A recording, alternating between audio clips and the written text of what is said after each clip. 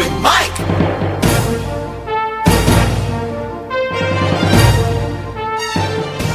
From the Edwin B. Johnson Newsroom, WHAV presents the Open Mic Show with Tim Coco. Make your voice heard. Call 978-374-1900. That's 978-374-1900. Or email tcoco@whav.net.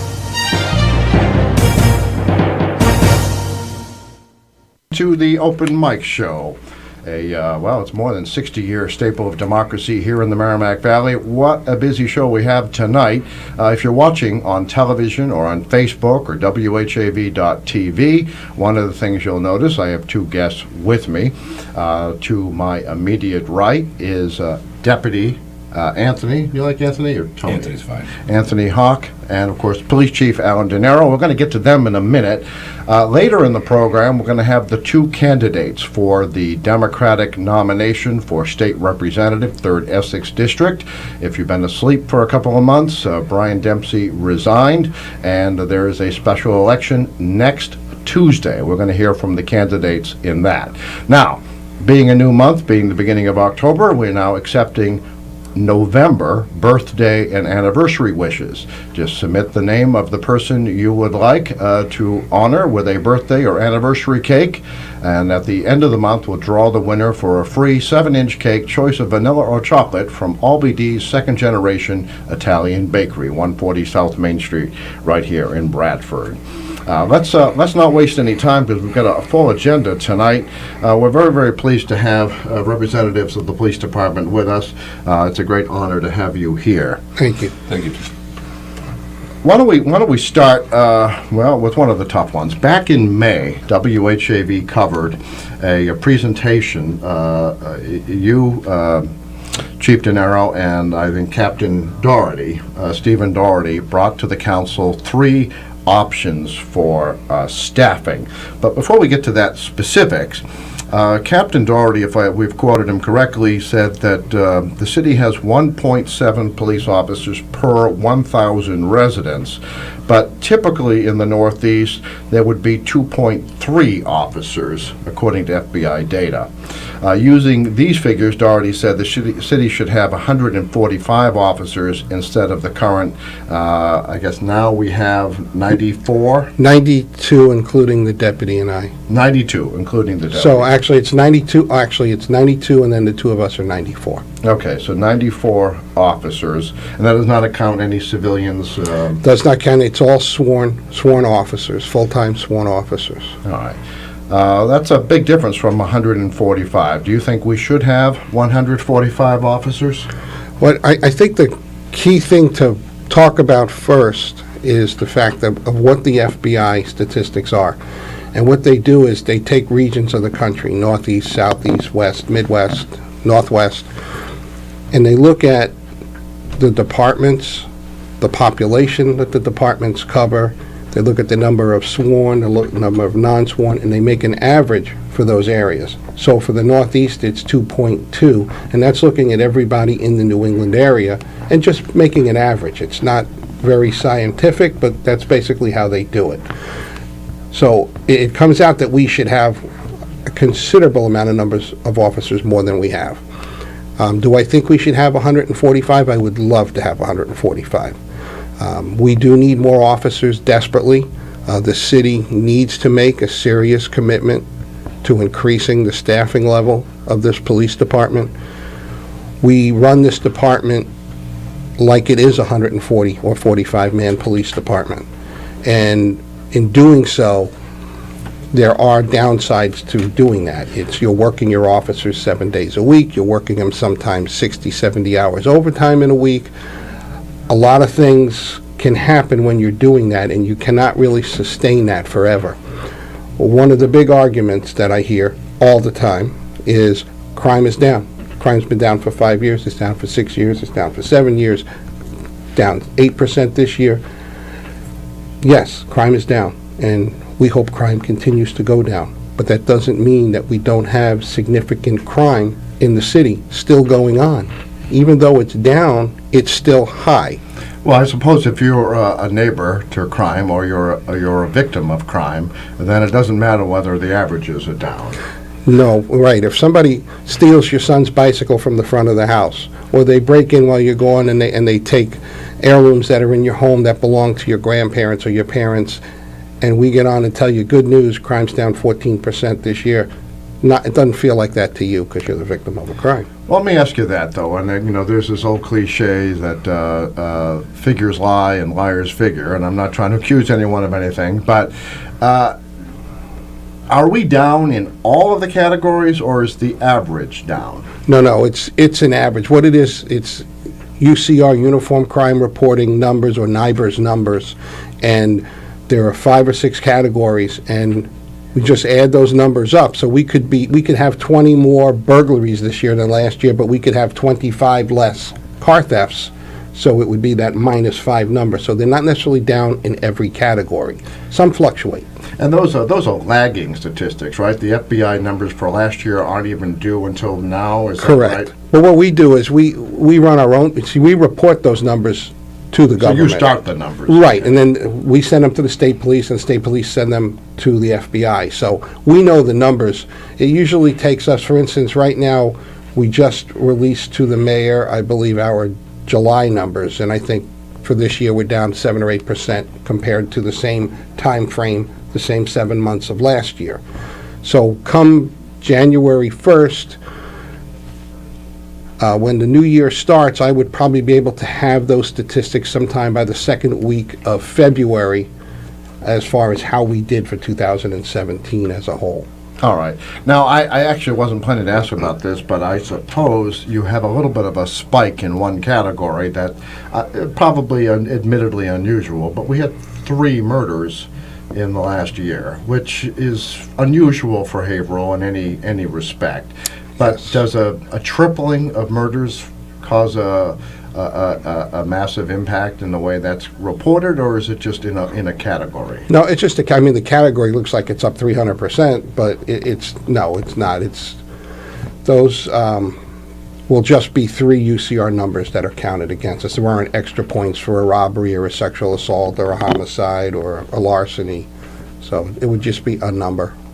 All right. Some of the, well, actually, during the meeting back in May with the council, there was a description Captain Doherty made of 3 possible police staffing scenarios. And I guess I don't know that you can answer this succinctly, but as best you can, how would Haverhill benefit from the 3 scenarios? 36 additional officers, 25 more, or a dozen more? And we're getting, what, 5 more? We're getting 5, right? That was what was agreed upon when the smoke cleared. Deputy Chief Haugh worked on that with Captain Doherty, so I'm going to let him kind of answer that question for you. I know it's complicated because there's some issues. For every so many patrolmen, there must be a sergeant. Yeah, we don't follow that rule. Oh, okay. What we wanted to be able to do is to show the council some valid working options that they had, because we know that financially going from to the 36 may be very difficult to do. So we laid out some scenarios of some numbers that were progressively lower and lower. I think the other thing we wanted to get across to the council was, unlike a typical Monday through Friday 9 to 5, when you add one person on, that doesn't equate to one full-time staffer, not a job that's 7 days a week, 24 hours a day.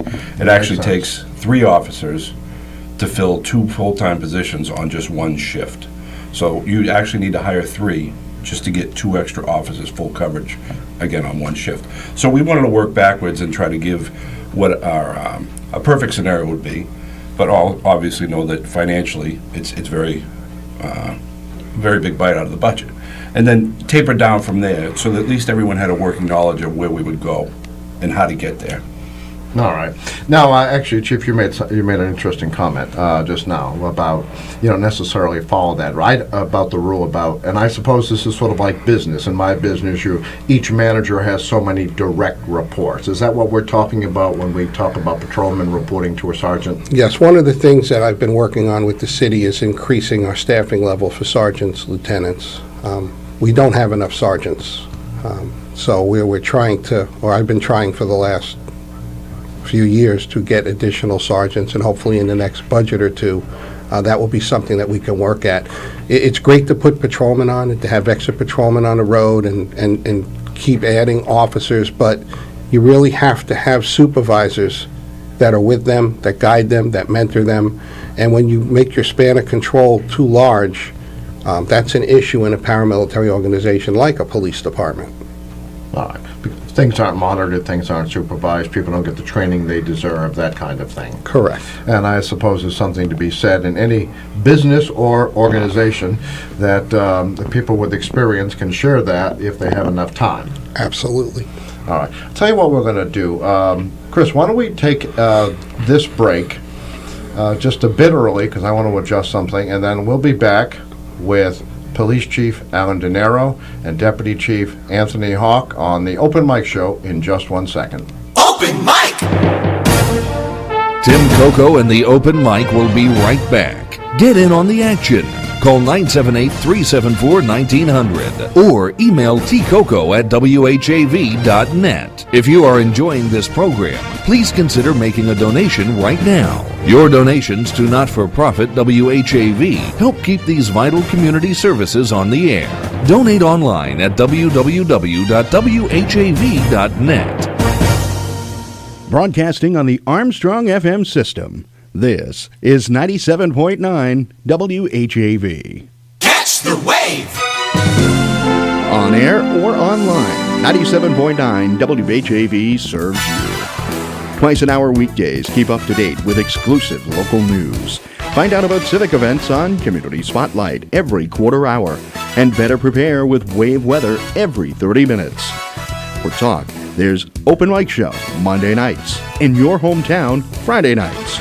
Mass Moments, Melinda's Garden Moment, Soundbeat, and Insight Daily complete the spectrum. Hear classic comedy and drama 7 nights a week at 10 p.m. and 1 a.m. Finally, a unique blend of rock and roll hits round out the entertainment. Stay with 97.9 WHAV, the only behavioral-based news source.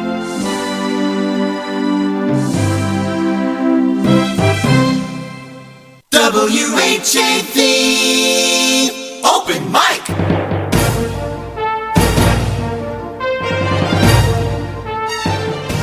From the Edwin V. Johnson Newsroom, WHAV presents the Open Mic Show with Tim Coco. Make your voice heard.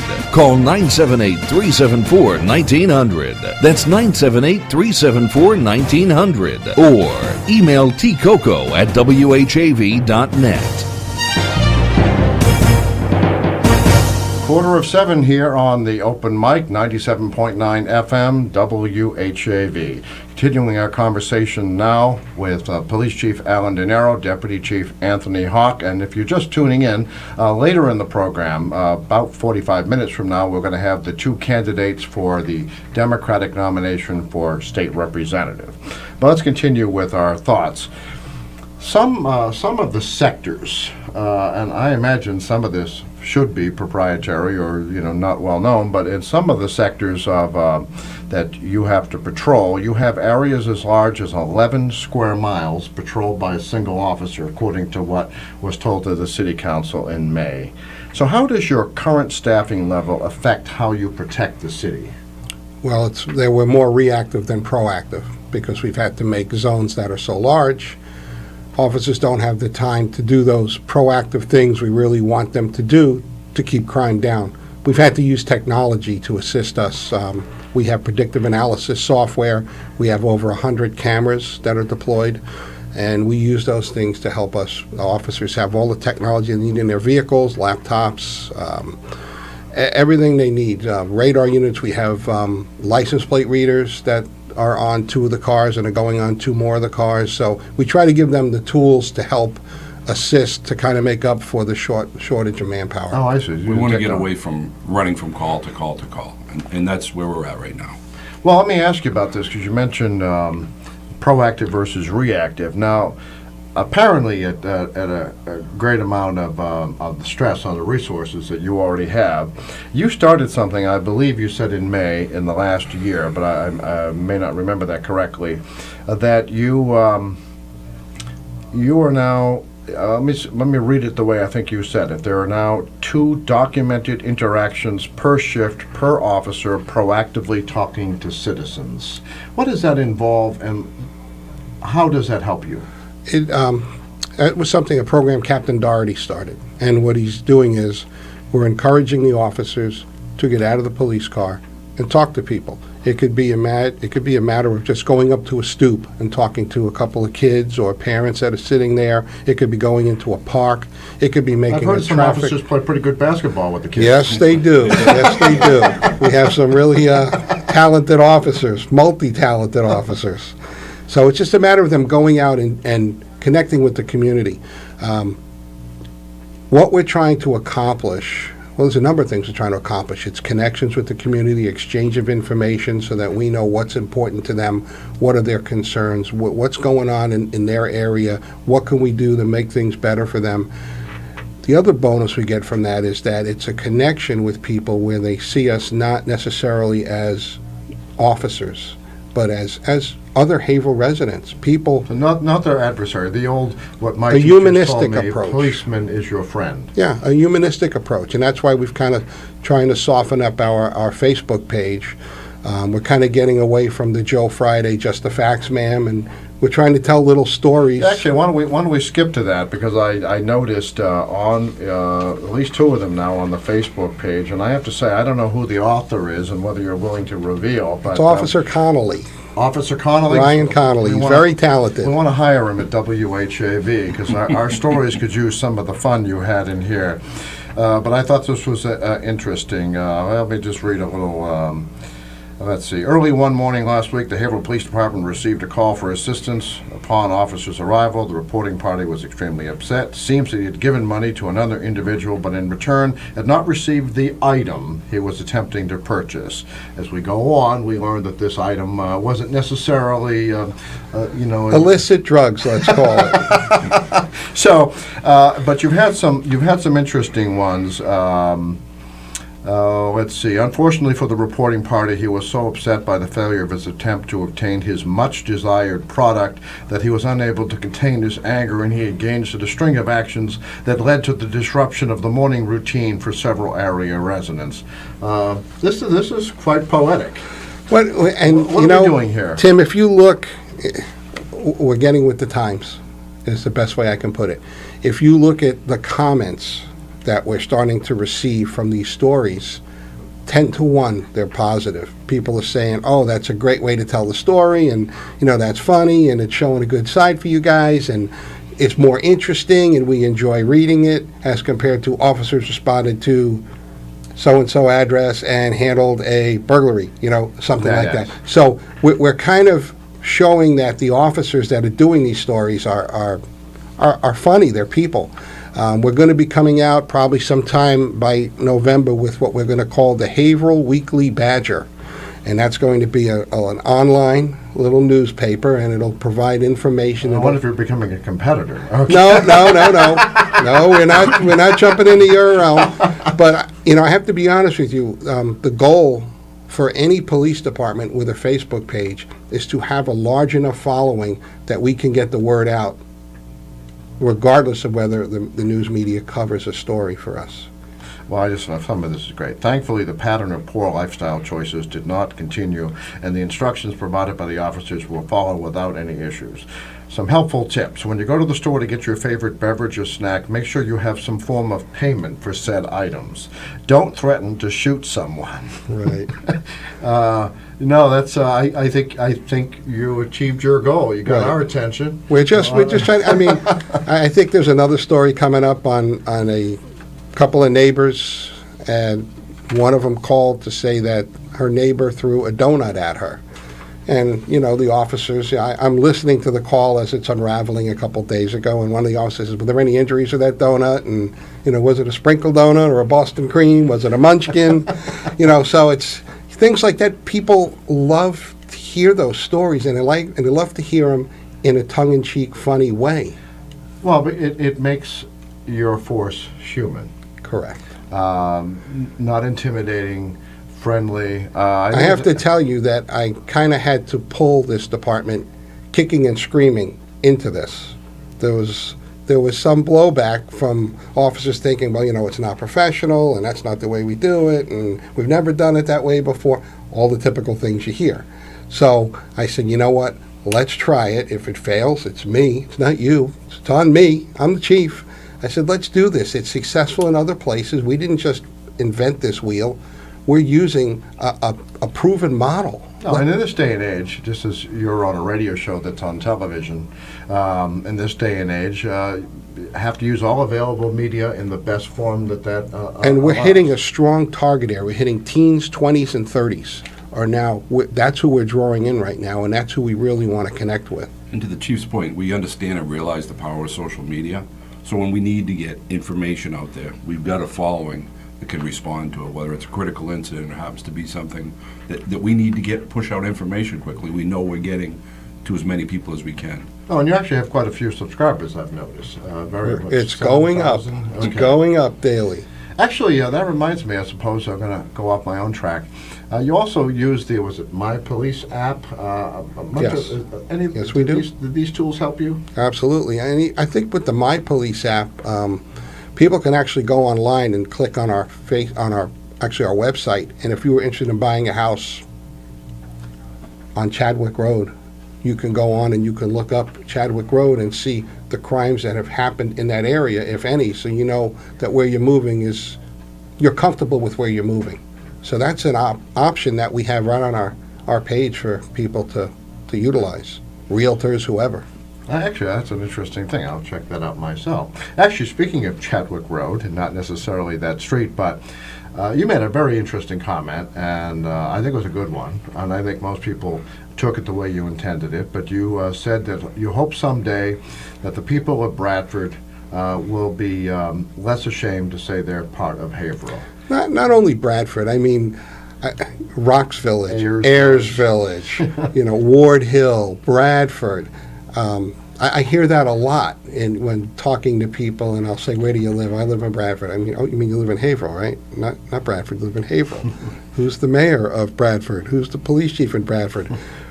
When there's a fire, does the Bradford Fire Department come, or is it the Haverhill? I said, you're in Haverhill. And I understand that there's pride in your neighborhood, and I have no issue with that, of course. You should have pride in your neighborhood.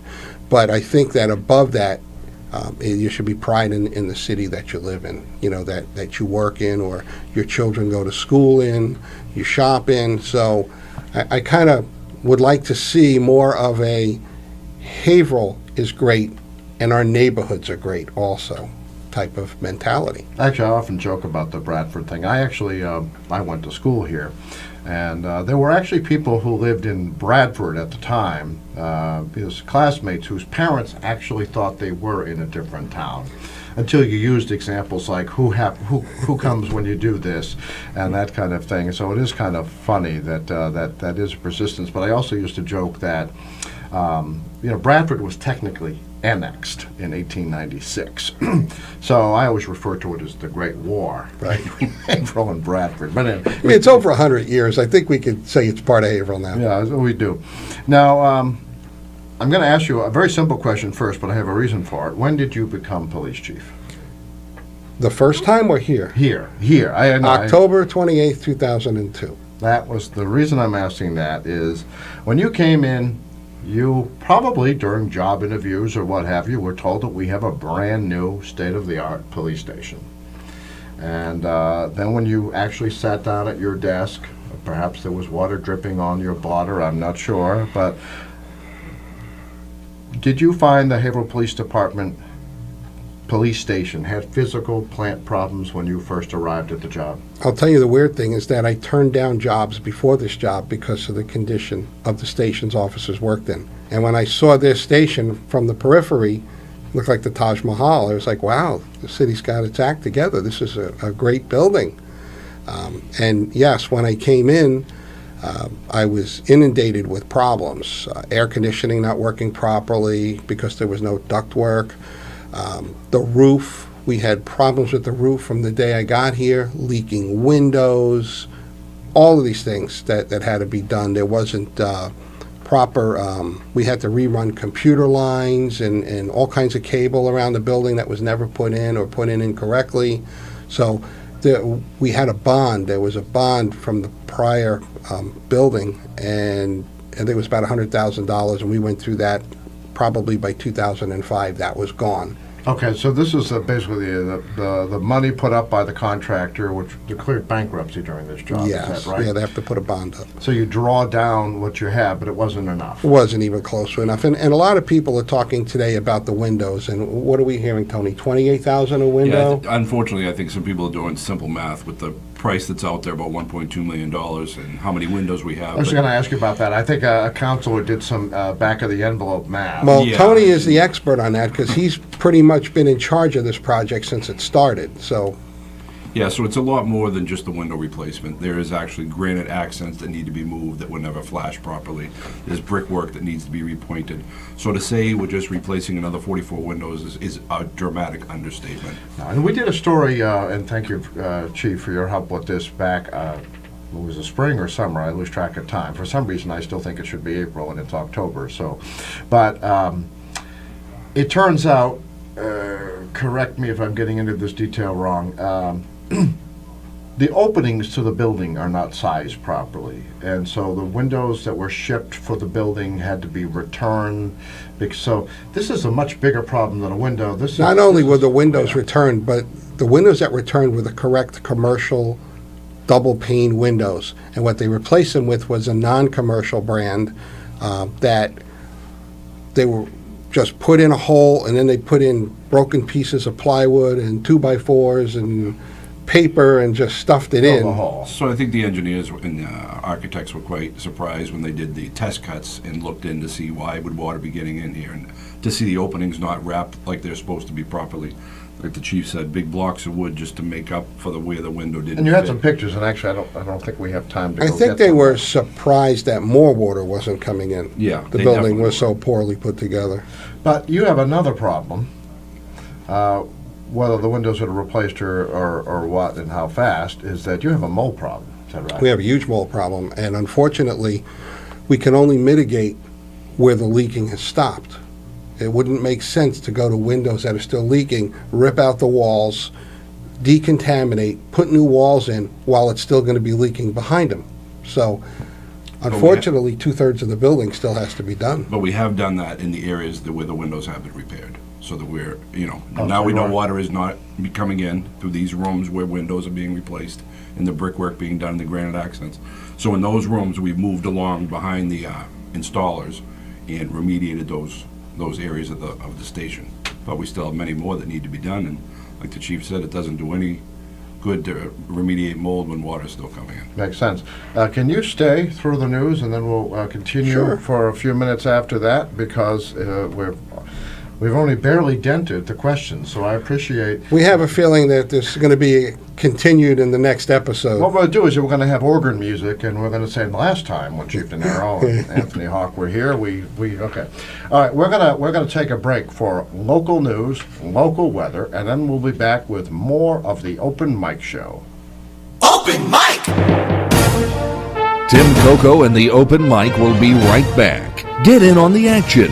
Call 978-374-1900 or email tcoco@whav.net. If you are enjoying this program, please consider making a donation right now. Your donations to not-for-profit WHAV help keep these vital community services on the air. Donate online at www.whav.net. It's 7:01. WHAV LP Haverhill.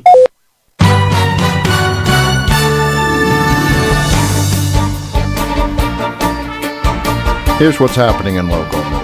The owners of 3 parcels at 0, 25, and 35 Orchard Street hope to win a special permit allowing for 16 townhouse condominiums to be built on the land. Planning and Economic Development Director William Pillsbury said the construction will improve the neighborhood by replacing a vacant field frequented by homeless and used as a dumping ground with 4 4-unit buildings. City Council will hear the request during its meeting Tuesday beginning at 7 p.m. in the Theodore Pelosi City Council chambers in City Hall.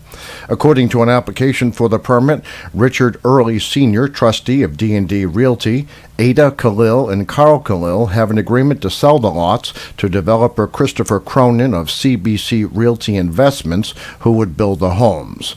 Orchard Street is located between Duncan and Welcome Streets. It runs parallel to Winter Street and connects to Winter via Locke, Locust, and Emerson Streets.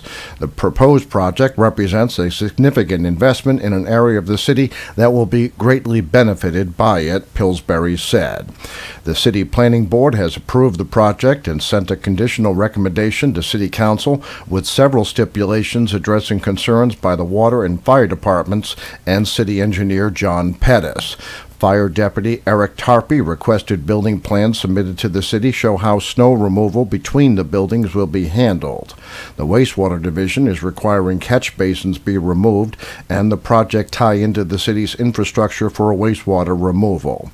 Pettis said the developer should commit to replacing the sidewalk along the full frontage of the parcel, upgrading it to cement with granite curbing.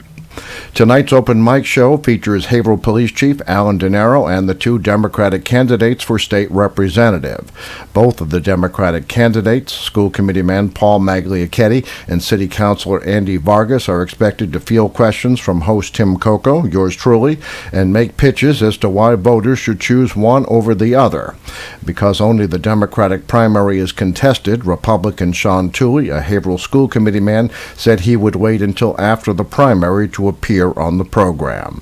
The primary election is Tuesday, October 10th. DeNaro is expected to talk about a new social media initiative Haverhill Police are using to raise awareness and answer questions. The program begins at 6:30 tonight on WHAV. After a somewhat raucous start and just a week before the primary election, one of the Democratic candidates for state representatives is asking everyone to run positive campaigns. School Committee man Paul Magliocchetti, candidate for the open 3rd Essex seat, pledged last week to, in his words, run a positive campaign focused on the issues important to Haverhill. In the current political climate, there is a lot of fake news, distortions, and misrepresentations to score cheap political points, Magliocchetti said. This is not what our district needs or voters deserve. That is why I'm focusing on my positive vision for making Haverhill an even better place to raise a family and start a business. The primary election is a week from tomorrow. The winner of the Democratic primary faces Republican School Committeeman Sean Toohey November 7th. Although the Democratic candidates share similar positions on immigration, an article in a North Andover newspaper brought a heated exchange between the candidates near the end of August. Magliocchetti added, "I'm excited about sharing my ideas with the people I hope to represent. I want to listen to their concerns and work to find solutions."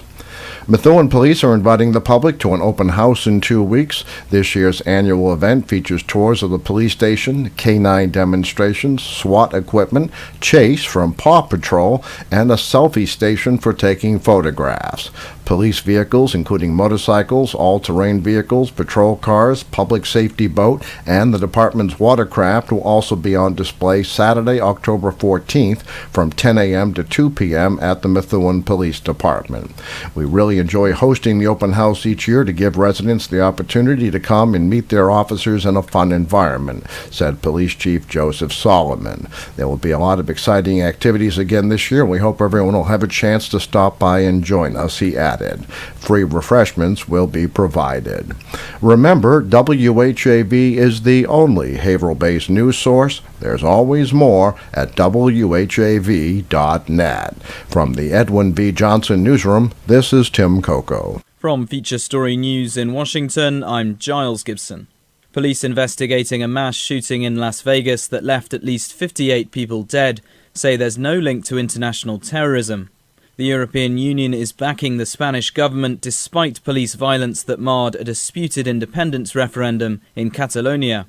And Facebook says it will hand over copies of thousands of adverts bought in Russia during the 2016 US election campaign to congressional investigators.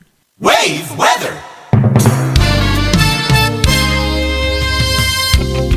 I'm WHAV meteorologist Gary Best with wave weather.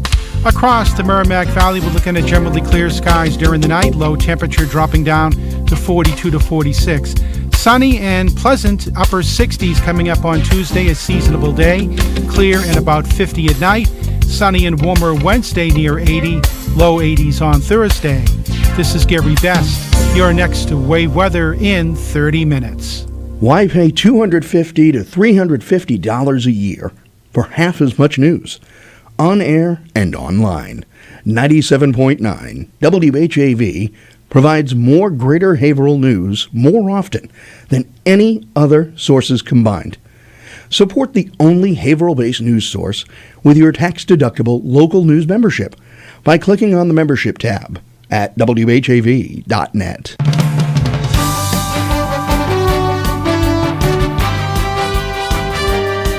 97.9 FM WHAV. Catch the wave, WHAV, Merrimack Valley. Open mic.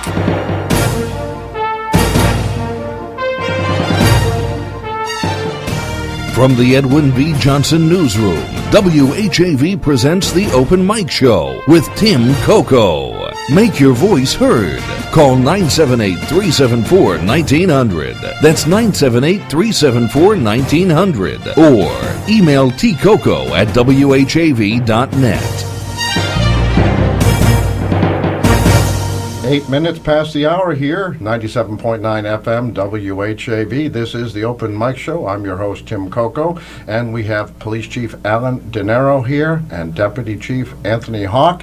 And we've just been reminded from one of our listeners, Brian, that for whatever reason, we never gave away the birthday cake for October. So, with official scrutiny, we're going to ask Chief DeNaro, unbiased, and he's got another officer here to make sure, to pick the winner of the birthday. You want to, actually, I'm going to let the deputy scramble those a bit. Scramble them up. Shake them up there. There you go. Now, there's a funny story about this hat, Chief. The former host of this program, who retired, he went in search of a genuine Western hat for some reason. He thought it would be part of his persona on the station. And the best he could find is this Chinese Western cowboy hat. So, We will give it a whirl. Now, I'm going to go back. You're about the same age as I am, and growing up, was to watch Rocky and Bullwinkle. Oh, what yes. did Bullwinkle used to say? Nothing up my sleeve. that's right. Nothing up your sleeve. All right, Chief. Okay, let's There you see go. who the winner is of the LBD Second Generation Italian Bakery Cake Contest. LBD's is pretty good. They got And- good stuff. I can't read the writing. Is this Barbara? Barbara at Forest Acres. I think it's Barbara. Barbara at Forest Acres has won a free 7-inch cake, has a choice of vanilla or chocolate from Albidi's Second Generation Italian Bakery, and we're going to mail you a letter in the next day or so that tells you how to pick up your free cake. Thank you very much for participating in this most solemn of processes. That was fun. All right. Okay. Back to the police station, as we were. We need that organ music and some soap opera stuff. When we last met, we heard about the problems of the windows and water problems at the police station. Let me ask you this: you mentioned that you had to go through all of the bond. Are there?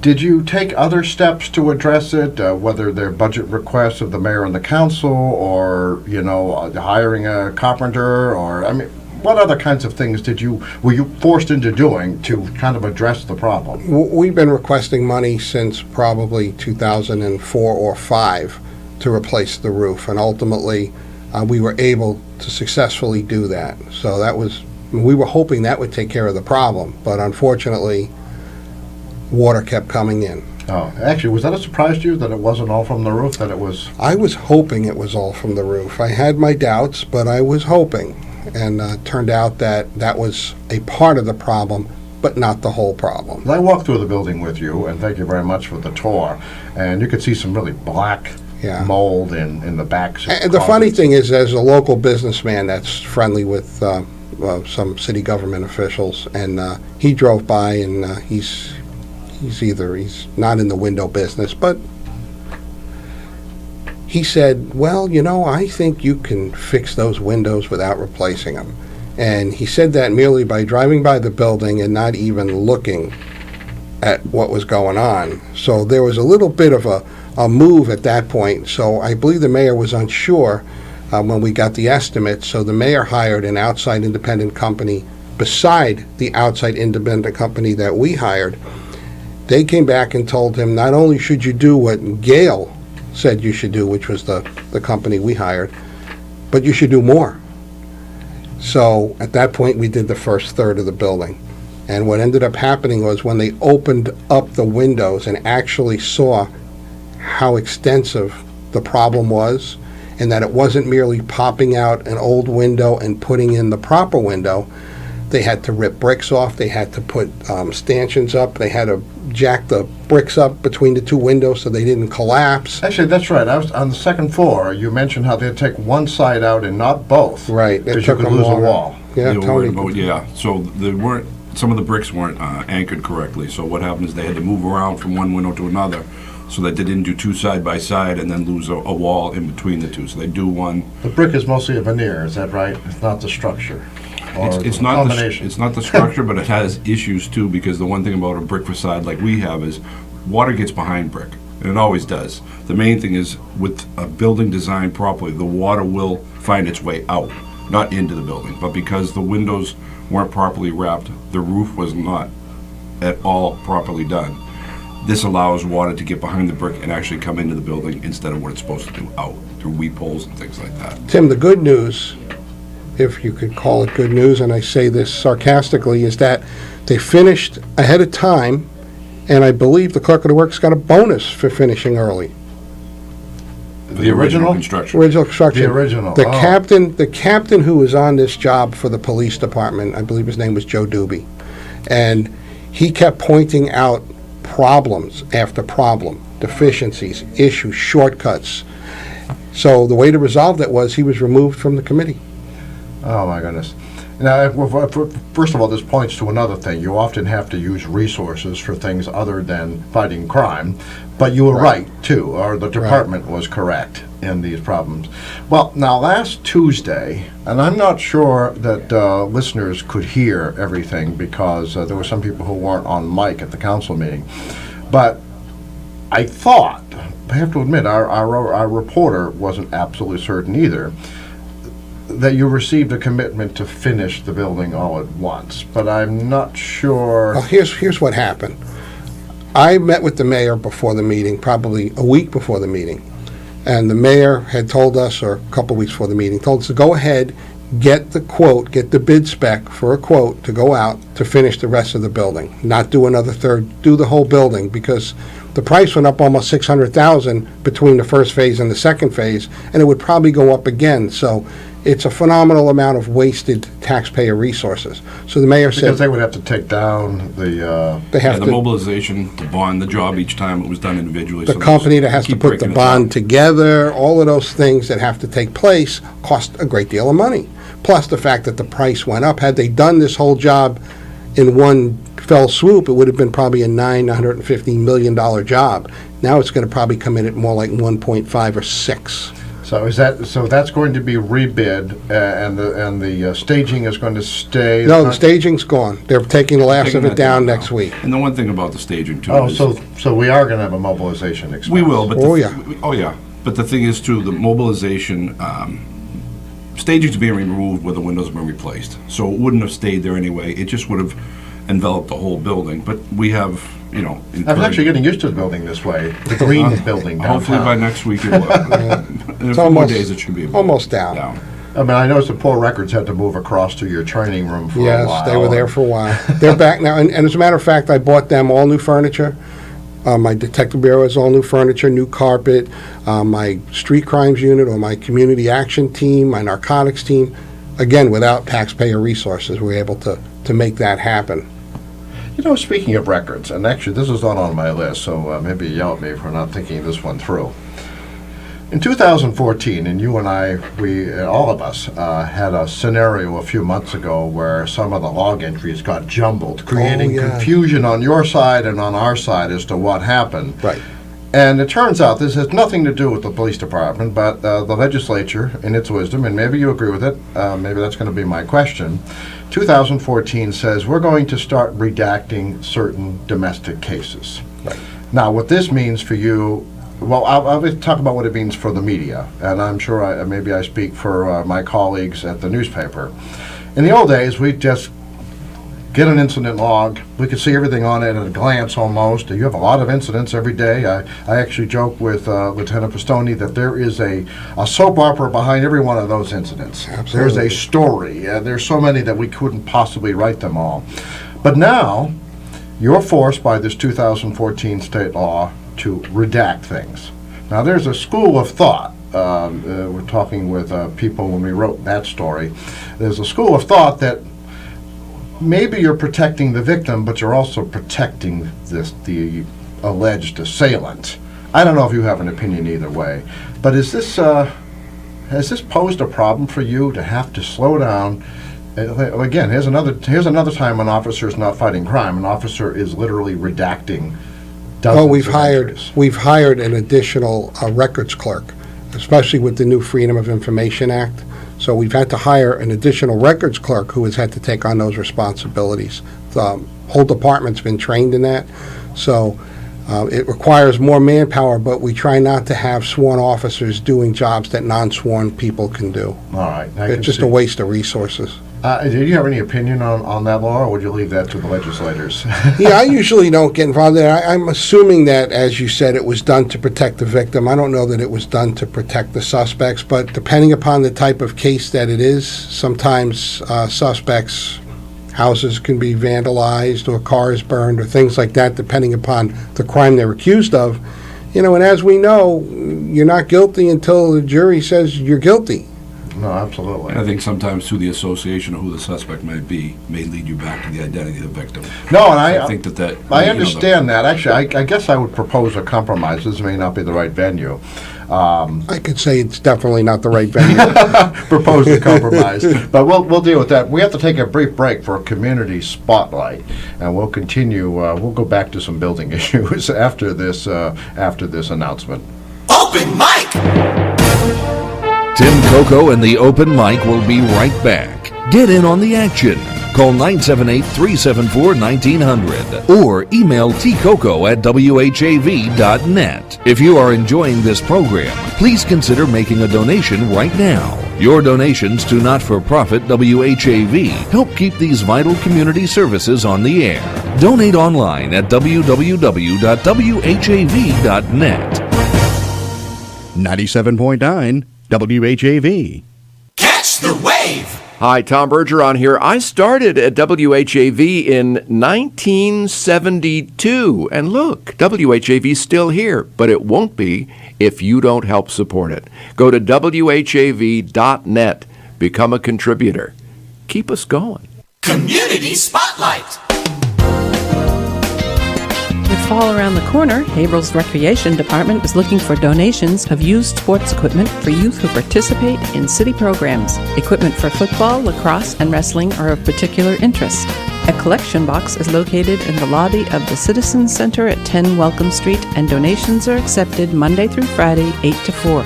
For questions, call Recreation Director Vincent Ouellette at 978-374-2388, extension 28. or email vo@cityofhaverhill.com. Someone you know is on WHAV. To submit or read your own nonprofit announcements, click on the Contact tab at whav.net or email news@whav.net. In the Edwin V. Johnson Newsroom, this is Robin Fancher.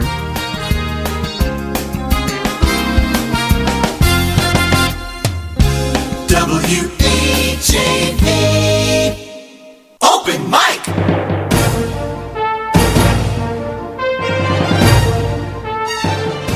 From the Edwin V. Johnson Newsroom, WHAV presents the Open Mic Show with Tim Coco. Make your voice heard. Call 978-374-1900. That's 978-374-1900. Or email tcoco@whav.net. Thank you again, Chief DeNaro and Deputy Haugh, for joining us on the Open Mic Show. Quite quite illuminating. I think our listeners have enjoyed this.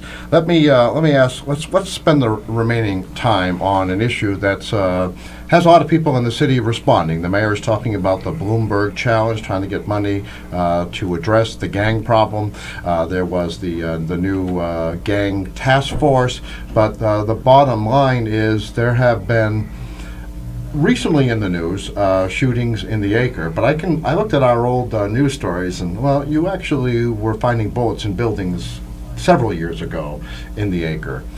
And we're told this is a gang problem. And I suppose listeners are probably wondering, how does, certainly nothing you can do, but how does a gang problem develop? And what, if anything, can the police department do once it's there?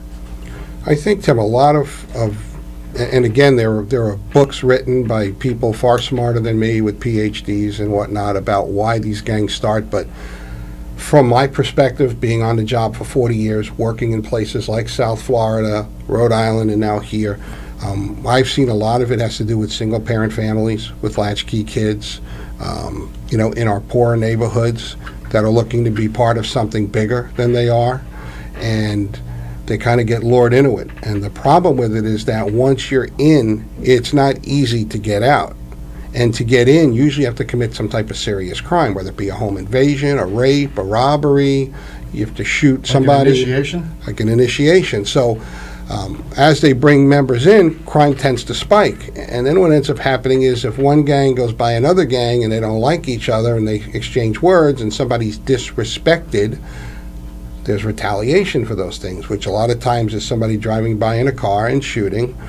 Or like the case we just had on Nickel Street where the guy got out of the car and was shooting at one guy and was not a good shot and did hit the guy in the leg, but hit two other people who he wasn't aiming for. But also, I believe, were involved in that whole gang-type situation.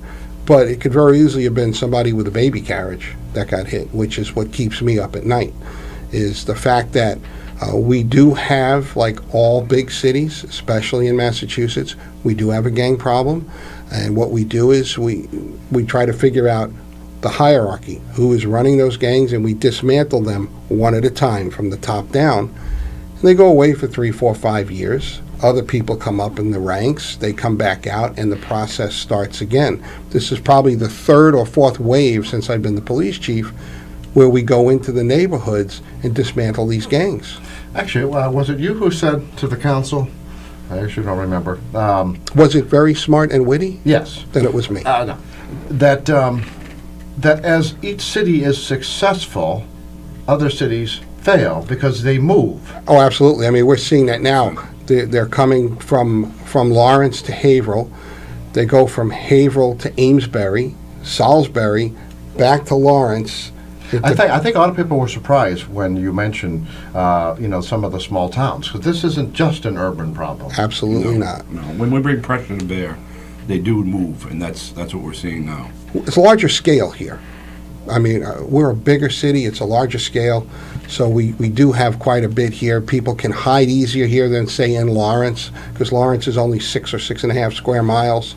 There's not a lot of places to hide, so when it's hot, they want to come out where they can kind of blend in. And eventually they end up getting themselves in trouble, or they go back to their old haunts, or problems follow them here, such as the shootings and things of that nature, and that's how we kind of get involved all over again.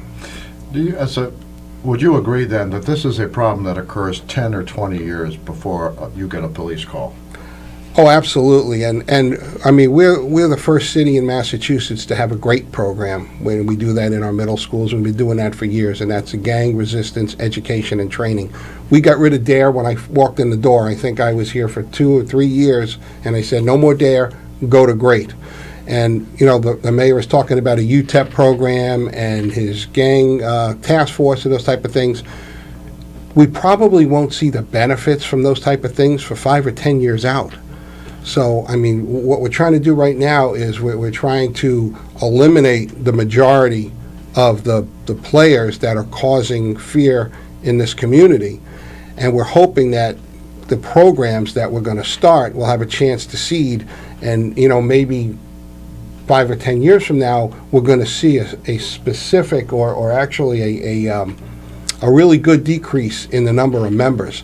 But, that's time will tell. That's going to be something, don't expect miracles in the next 2 or 3 years.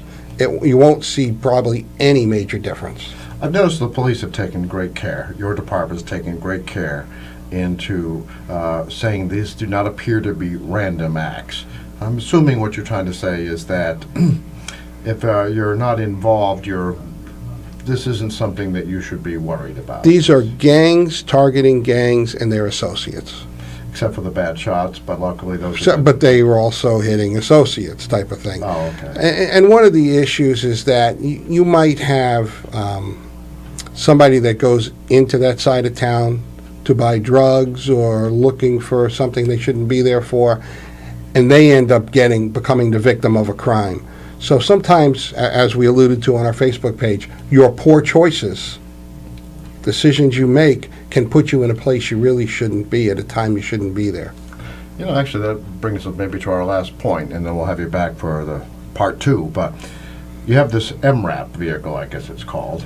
Yes, actually, it is. I looked it up to see what that meant. And I've already Mine-resistant anti-personnel carrier or something. But has that been effective? You parked it, I think it made its debut on South Elm last year, which you had a Yes. repeat there. And then it It's showed been up and- phenomenal. It's about a $700,000 vehicle. We got the vehicle for free. It had less than 2,000 miles on it. We took the vehicle and stripped, believe it or not, when you get the MRAP, it comes with the military paint on it. It took us a month calling the companies and calling the military to figure out how to get the paint off because the paint is hazardous. Oh, is it? Oh, yeah. So we had to have a special company that's certified come strip the vehicle down off of its military. We then painted it with anti-graffiti paint. So if somebody comes up and sprays so you it, can clean it. right, it'll wipe it down.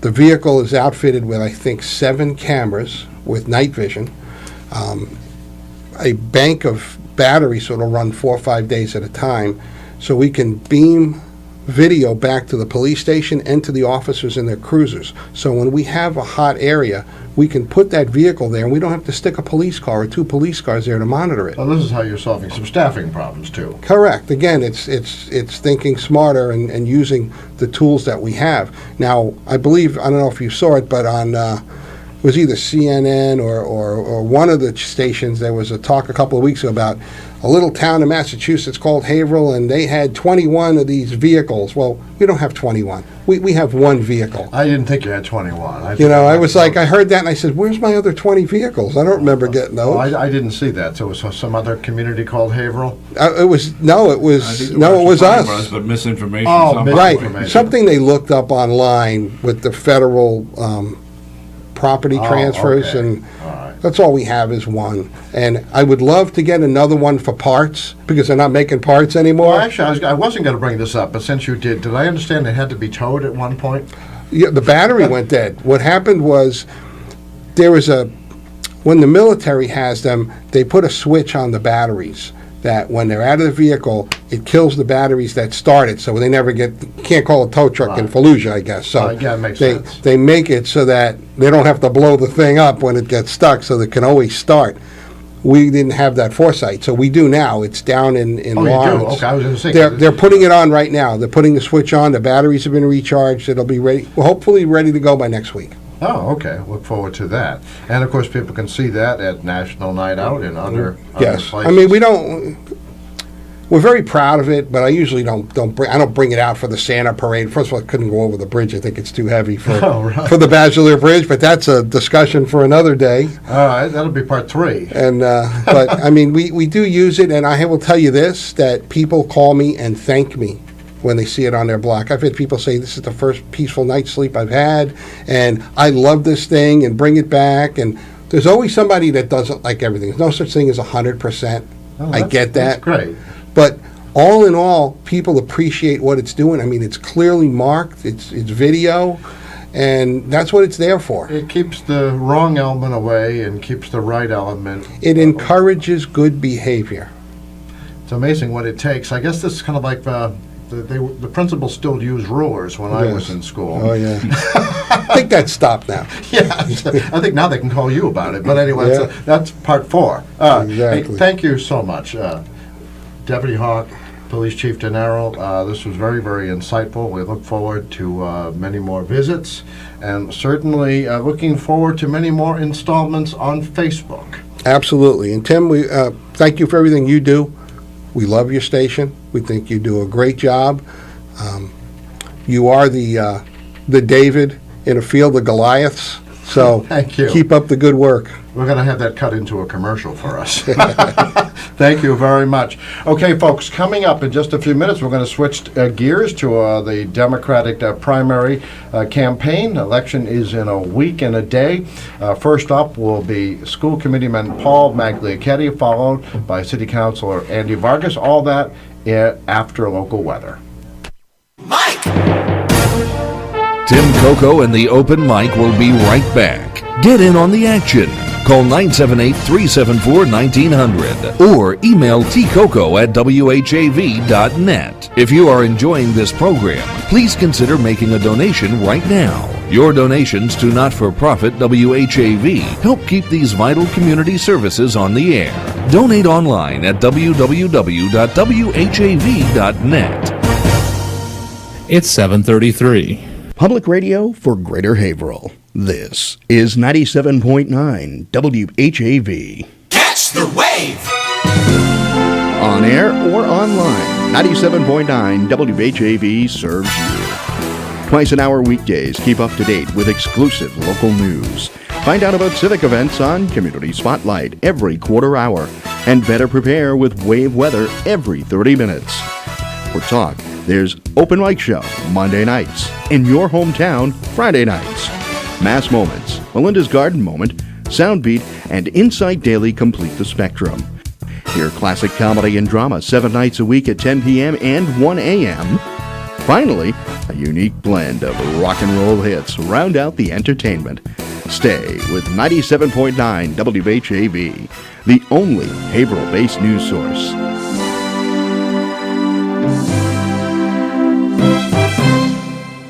Wave weather!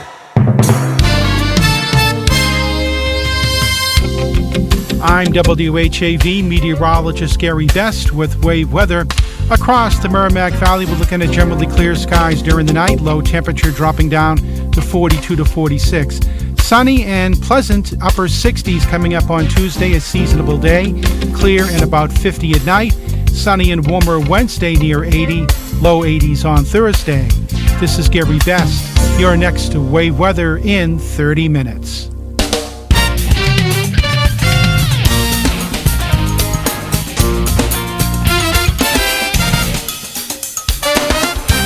WHAV Open Mic!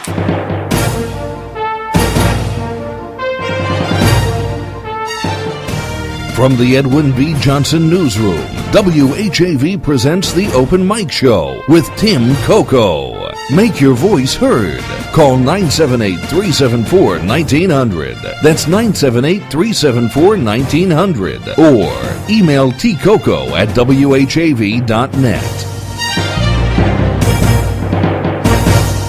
And we switch gears. Right now, we have School Committee man Paul Magliocchetti, candidate for the Democratic nomination to State Representative. Thank you, Paul, for coming out. I know it's kind of short notice, so I appreciate that you could do this. And after you, we'll have your colleague, Andy Vargas, on the program. Thank you for having me here. And I was actually hoping that we would both be on together, but that's okay. All right. We can each present our independent opinions here. Why don't you move up a little bit? Chris, are we okay with the camera? And this is, we're streaming on Facebook, WHAV.tv, Channel 22. Thank you, HC Media. Normally we do this the night before the election, but this is an unusual year. Columbus Day is the night before the election. Yes. Yeah. So thank you for joining us. All right, what I've done is, we'll see how many of these we can actually get to in the time allotted. But first of all, why don't we start with an easy one? What's your elected career like? How long have you been on the school committee? Have you held other political posts? No, I've been on the school committee now for 8 years. In addition to that, I've been on the board of directors for the Greater Haverhill Chamber of Commerce. This will be my 7th year. And on the board of directors for Bethany Communities, I believe this is my 6th year. And I currently chair both of those nonprofit organizations. I actually started my community service back in the 90s. When I was in my 30s, I was on the board of directors for the New England Shoeman and Foreman's Superintendents Association, which was located in downtown Haverhill, Mass. No, what do you know about that? All right. Chris in Master Control, our balancing okay? What? It's all the way up. All right, I just want to see if our balancing is okay. All right. No, because we have a lot of ways to get this out to people. All right. Well, obviously, one of the hottest issues of this campaign has been immigration. And so I thought I'm going to ask both candidates this first question, because you both are proud that you have immigrant family members. Absolutely. You both talk about the Italian side of your family. Yes. And you made a comment, and I'm not sure, I think you meant it in a rhetorical kind of way, but during the Democratic City Committee debate, you mentioned something along the lines that your mother was a dreamer. Yes. What do you mean by that? She was undocumented? No, a definition of a dreamer is someone that comes to this country under the age of 16. Basically is not of their own free will. So they're following their family here in hopes of a better life. And that's when we talk about dreamers in DACA. That's what we're talking about. We're talking about these young children that come over and then they grow up here. This is their home. They don't have another home to go back to. And they take advantage of what the United States has to offer. And that's how I define a dreamer, and that's how I define my mother. I'm glad you clarified that, because there were some people saying, dreamer, I wonder. So. No, that's what, she was always documented. All right, and the same, of course, with both family members. So. Yes. All right, so I wanted, out of fairness, I'm going to ask that question of everyone. Now, here's the $64 question in this election. Remember now, my mother was a third generation. Her great-grandfather actually came to this country. Oh, right. And then he brought the first in her family to come were her father and her brother. Oh, okay. They got jobs. They settled. They got jobs. They bought a house in Haverhill, and then they brought the rest of the family over. Actually, it sounds similar to my grandfather. Came over first alone, got a job in the mills in Lawrence. Yeah. Then brought half the kids. The kids that had been born to that date. There were more once they were here, and then called for her and half the family. And that's how it was always done. My grandfather worked for Brock's Paving, and my uncle worked at the Haverhill Paperboard. He worked there until he passed away. Oh, what do you know of that? Here's the big thing in this election, and everybody says, well, Brian Dempsey brought home the bacon. If it weren't for him, there was $9 million for the boardwalk. More than $20 million related into Harbor Place. There's $2.4 million almost every year to help pay the Hale Hospital debt. Grants here, there, and everywhere. And so I guess a proper question is, what special qualities, connections, or resources do you possess that make you confident you can bring home the bacon for Haverhill? Or is it just a matter you have to wait your time? Well, first of all, I've known Brian for 35 years now. We went to high school together. We graduated high school together. We've known each other throughout the years. For the past 12 years or so, actually past 15 years since I've been practicing next door, we're both early risers. So we've had a lot of conversations in the morning. That's right, your offices are near each other. They're right next door to each other. And like I said, we're usually the only ones there at 5 in the morning. So anyways, we would talk a lot, and when I first decided to run for office, like I've been saying, this is really the office I always had my eye on, but why would I go against someone that was doing so well in Brian? So when I told Brian I was interested in politics, he's one of the ones that convinced me to run for the school committee position. And we actually worked together very closely on some things on the school committee, like when I was advocating to get all-day kindergarten for all of our students, we needed seed funding. I worked very closely with then Superintendent Scully and with Brian's office, and Brian ended up getting us the seed funding to get that going. And over the years, he's gotten us additional funding. But now to your point about how am I going to continue the funds going that Brian gave us, I also have strong relationships. Well, Katie Ives endorsed me. I have a very strong relationship with Diane DeZoglio, Linda Dean Campbell. These are even Lenny Mera. All of our local politicians that are in the area. I've been so involved at the chamber level, through Bethany Communities, through the schools. I've had interactions with them. We've gotten to know each other a lot. So I already have those relationships. But, through my business experience and my acumen, I've been talking a lot about creating different coalitions and caucuses on Beacon Hill. I strongly feel that... One of them I thought was, you mentioned this, and if you don't mind my interrupting, No. You mentioned at the debate, which I thought was pretty novel, you mentioned there are many border communities in the state, not just the New Hampshire border communities. That's right. We have Connecticut borders, we got Rhode Island borders. So, we have all these border communities. Think about the power if you had a coalition built with all these border communities. That would be very powerful. No one's done that yet. This is a novel idea. I've actually talked to Representative Paul Tucker out of Salem. He and I talked a lot about health care and what's going on there. We talked a lot about law enforcement, and he really liked the idea. Senator Ives really liked the idea because there's strength in numbers. And this is the kind of thought process and what I can bring. Mr. Vargas has aligned himself with 3 or 4 people in the Boston area. The president of the city council in Boston had a party for him in Boston, tried to raise some money for him, and there were about 5 or 6 people that were there for him from the Boston area. That's not enough. You have to reach out to a lot more people than that if you really want to get things done. And just because a few people like you or you have met them in passing, it's not going to do it. You have to earn their respect. They have to know who you are, what you've done, and what you bring to the table. I have almost 30 years of experience building these kinds of coalitions. I've earned what I've had. I intend to earn the respect of not only the border community representatives, but all the representatives and all the senators in the State House, and I intend to work with them on policy and legislation that will help the city of Haverhill, my home. Okay. Yeah, I'm going to try to raise some questions that really haven't been covered in the campaign, and perhaps people might even be surprised that they are issues. But looking at Romney Care in Massachusetts, an Affordable Care Act at the national level, Obamacare, apparently, was it 35% of the state budget is to pay for this? 40. 40, okay. 40%. So a heavy percentage of the state budget is to pay for this. But it isn't because the cost driver, I'm told, though, is enrollments are up as opposed to general cost increases. So with that in mind, that was I guess Speaker DeLeo recently said there was a moderate 2.8% increase. But is this sustainable? And then, if not, do you suggest something else, such as a change to Romney Care or a single payer, for example?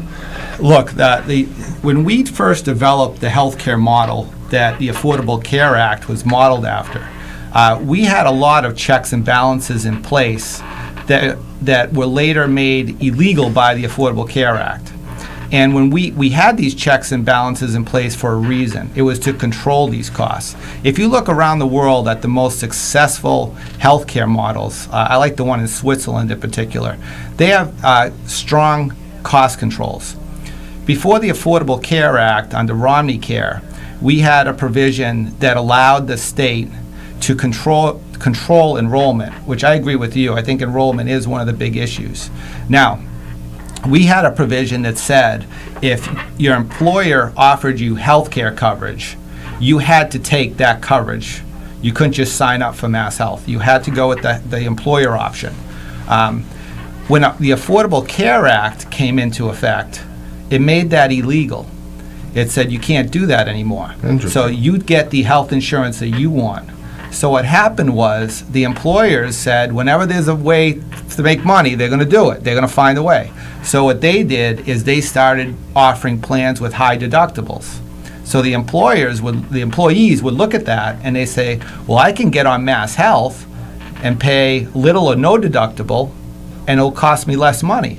So they jumped ship and they went into Mass Health. Now, I'm not saying that's the only reason the costs have gone up, but that's one of the reasons. Well, we So- might have a default single-payer system. Exactly. So I know that one of the options that they're looking at the State House right now is to appeal to the federal government to get some relief to put those cost-saving measures back in place, those regulations in place, if you will. So people will still get covered, but if the employer offers it, they have to go with the employer option.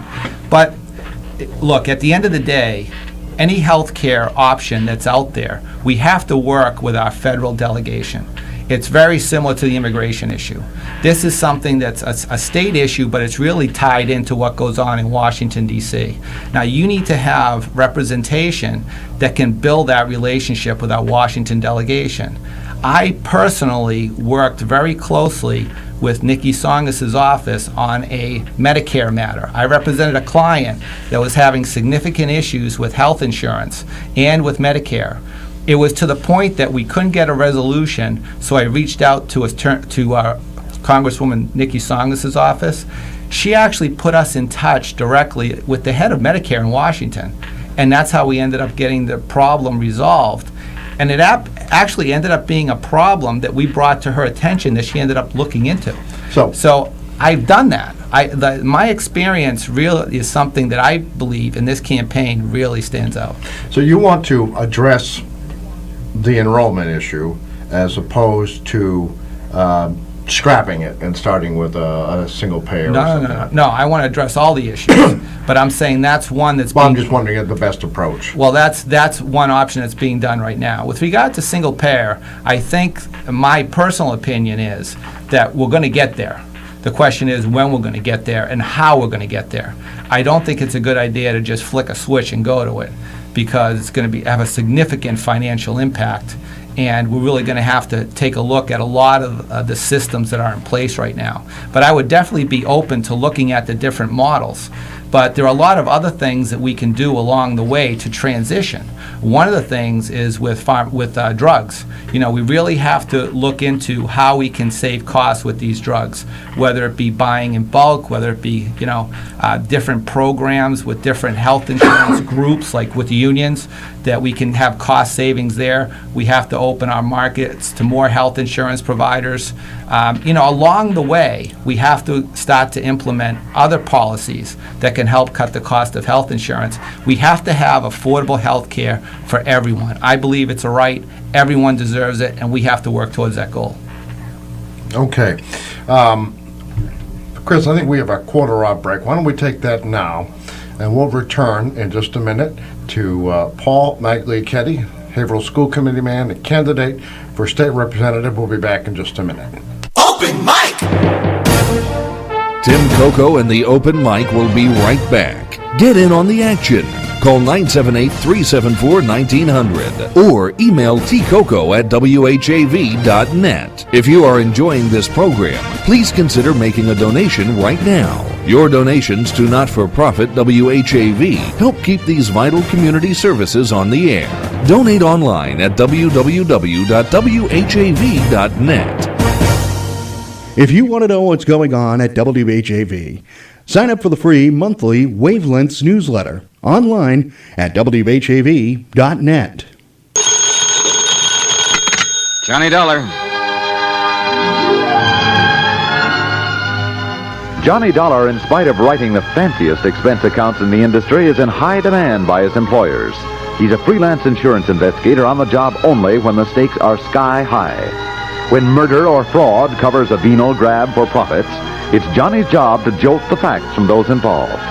Detective work in all corners of the world is a specialty for yours truly, Johnny Dollar, one of your great Sunday listening treats on CBS Radio. Yours truly, Johnny Dollar, airs at 10 p.m. Sunday night with an encore performance at 1 a.m.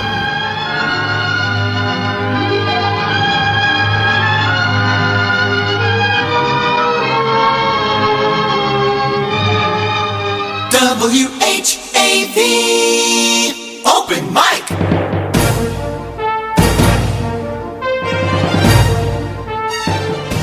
From the Edwin B. Johnson Newsroom, WHAV presents the Open Mic Show with Tim Coco. Make your voice heard.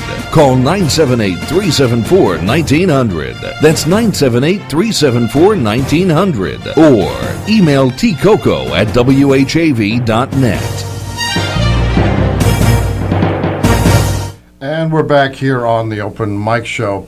We're going a little longer. What we're going to do is we're going to give candidate Andy Vargas all of the time after 8 o'clock, and we'll just continue this because obviously we're not getting as much done as you'd expect. But then again, it was a tight schedule. I don't know if you thought about this. I noticed way back when, I've been around a while, when Frank Emilio was elected state rep. I just saw him this weekend. I was canvassing his neighborhood. He was walking really? his dog. And he was already an insurance agent, so I don't know if it was by default he was named to the insurance committee. I think Brian Dempsey's been on it too. He's insurance too. I don't think he was when he started.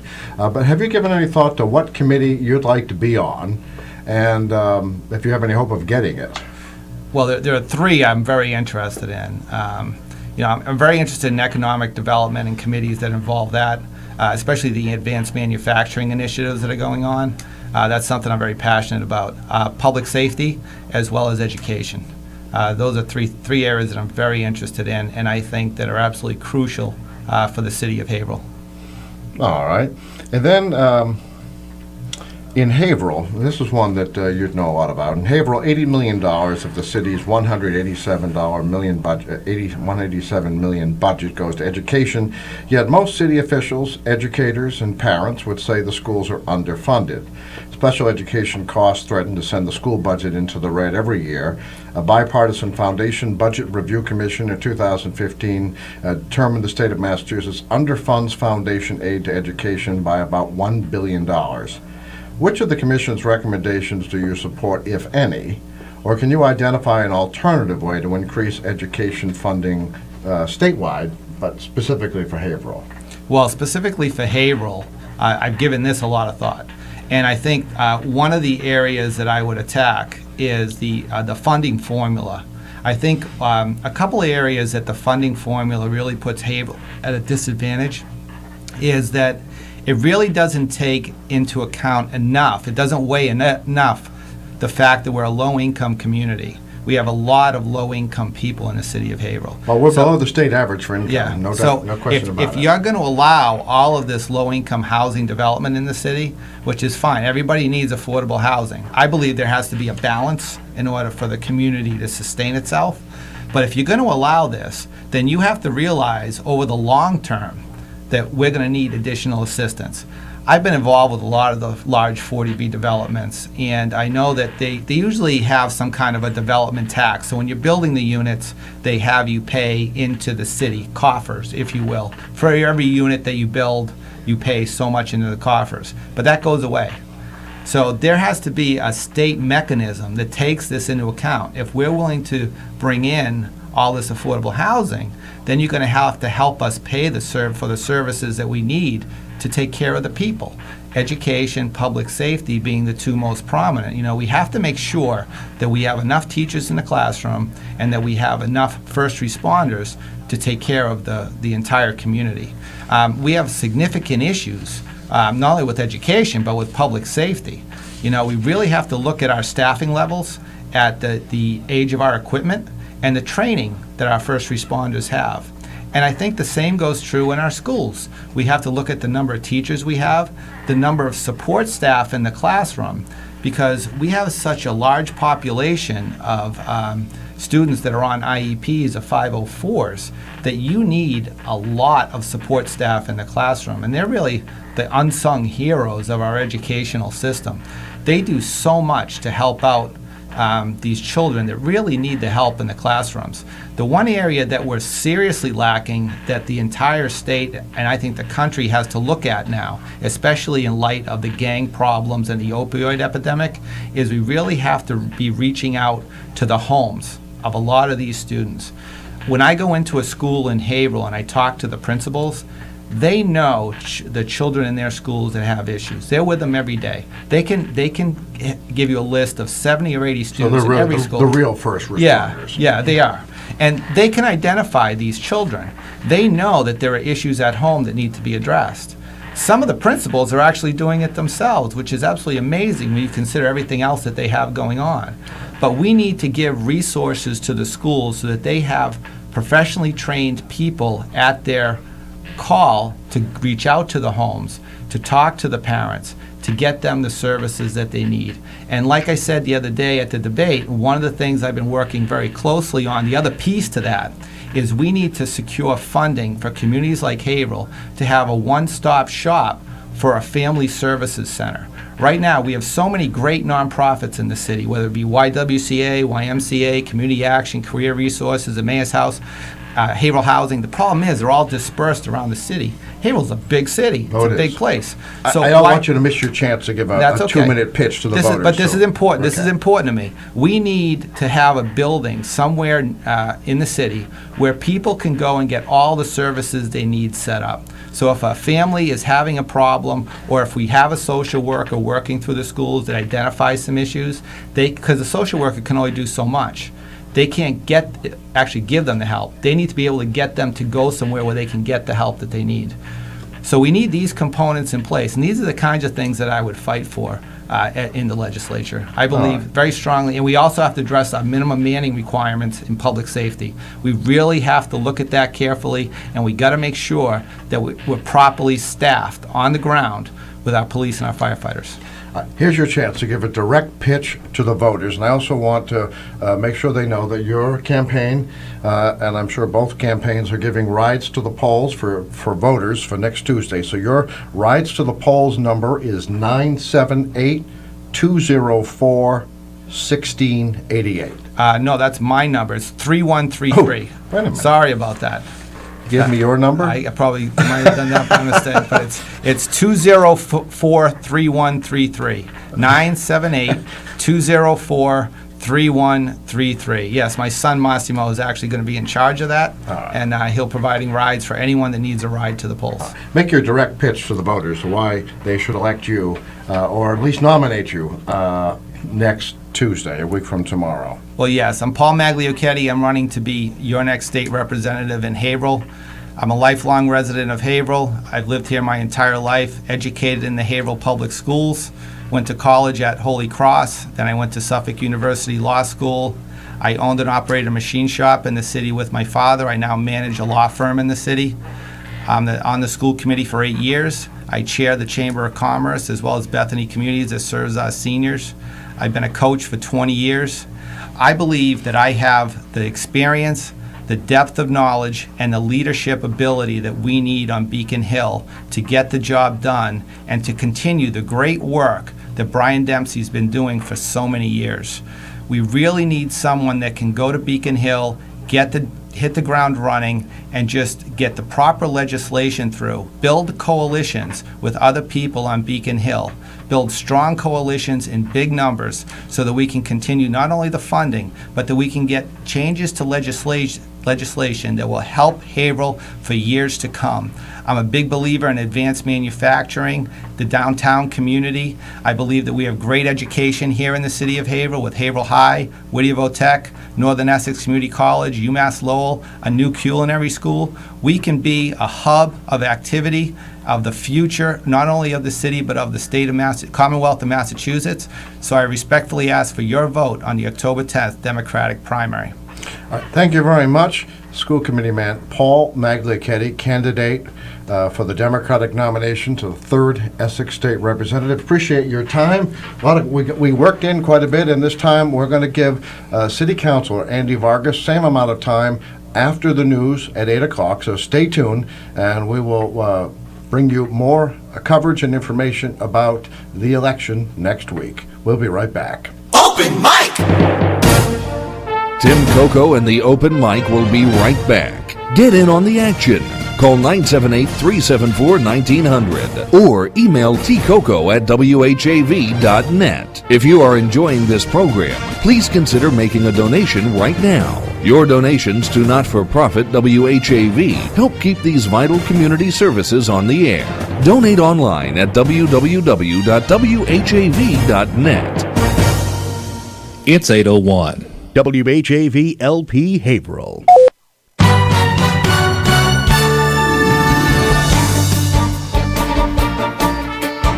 Here's what's happening in local news.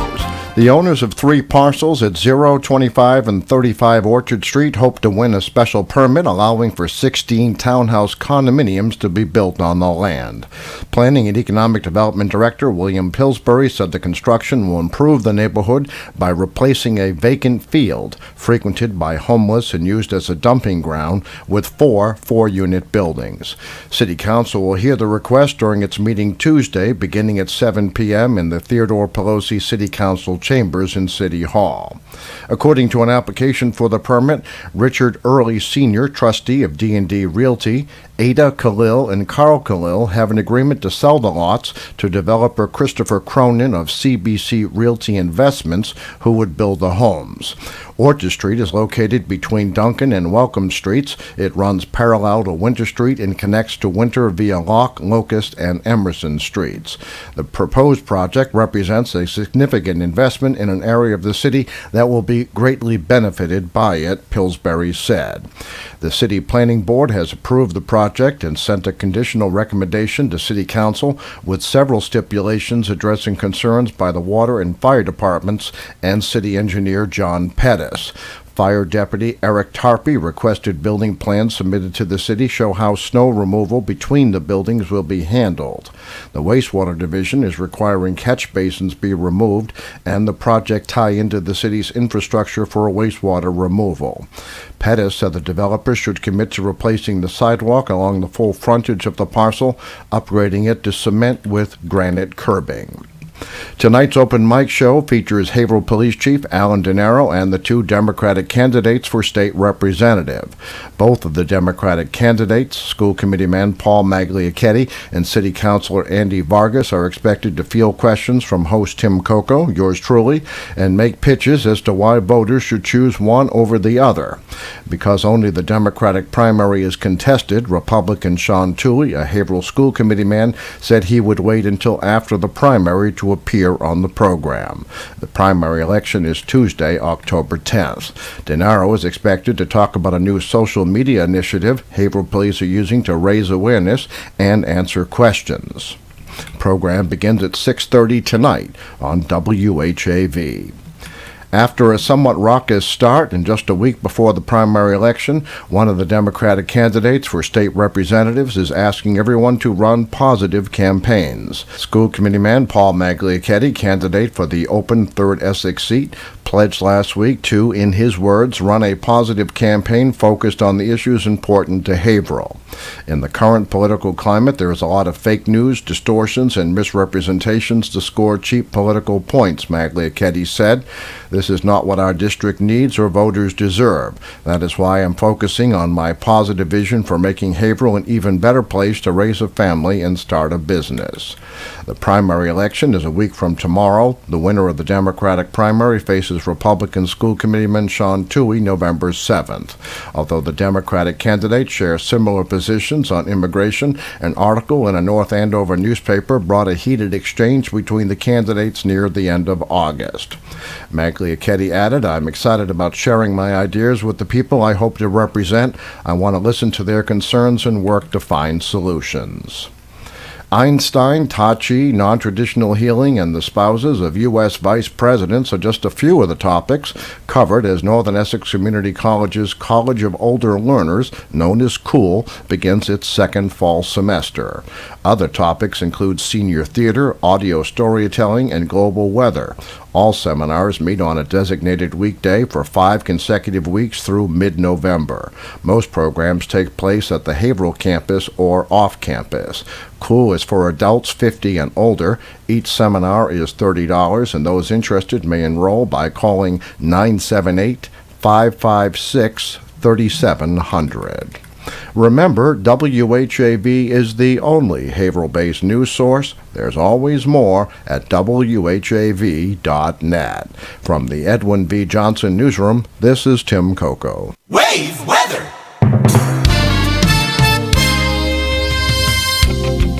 I'm WHAV meteorologist Gary Best with WAVE weather. Across the Merrimack Valley, we're looking at generally clear skies during the night, low temperature dropping down to 42 to 46. Sunny and pleasant, upper 60s coming up on Tuesday, a seasonable day. Clear and about 50 at night. Sunny and warmer Wednesday near 80, low 80s on Thursday. This is Gary Best. You're next to WAVE weather in 30 minutes. Those Boston stations don't always understand weather in the Merrimack Valley. Stay informed with WAVE weather every 30 minutes, 24 hours a day on Soft Gold WHAV. Broadcasting on the Armstrong FM system, this is 97.9 WHAV. Catch the wave, WHAV, Merrimack Valley. Open mic.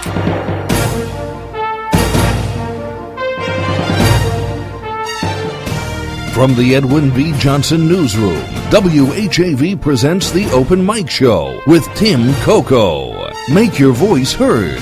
Call 978-374-1900. That's 978-374-1900. Or email tcoco@whav.net. 7 minutes past the hour here on the Open Mic Show. Now up, City Councilor Andy Vargas, also a Democratic candidate for the nomination at next week's Tuesday, October 10th primary. The finisher from the Democratic primary will compete in the November 7th election against the Republican candidate, Sean Choi. All right. Thank you for joining us. Appreciate your time. Thank you, Tim, for having us here. Especially when you have so much to do between now and next week. And you have a holiday in there, which is why we're doing this tonight. This has been kind of a recurring theme throughout this campaign, and we also asked Paul Magliocchetti the same question, because you both are proud of your immigrant roots. And I wanted to ask this question because listeners and commenters at WHAV.net keep asking this question, so I thought let's ask it right here on the program. And that is, can you clear the air about whether your parents arrived in the United States with documentation and whether either or both are United States citizens? Right.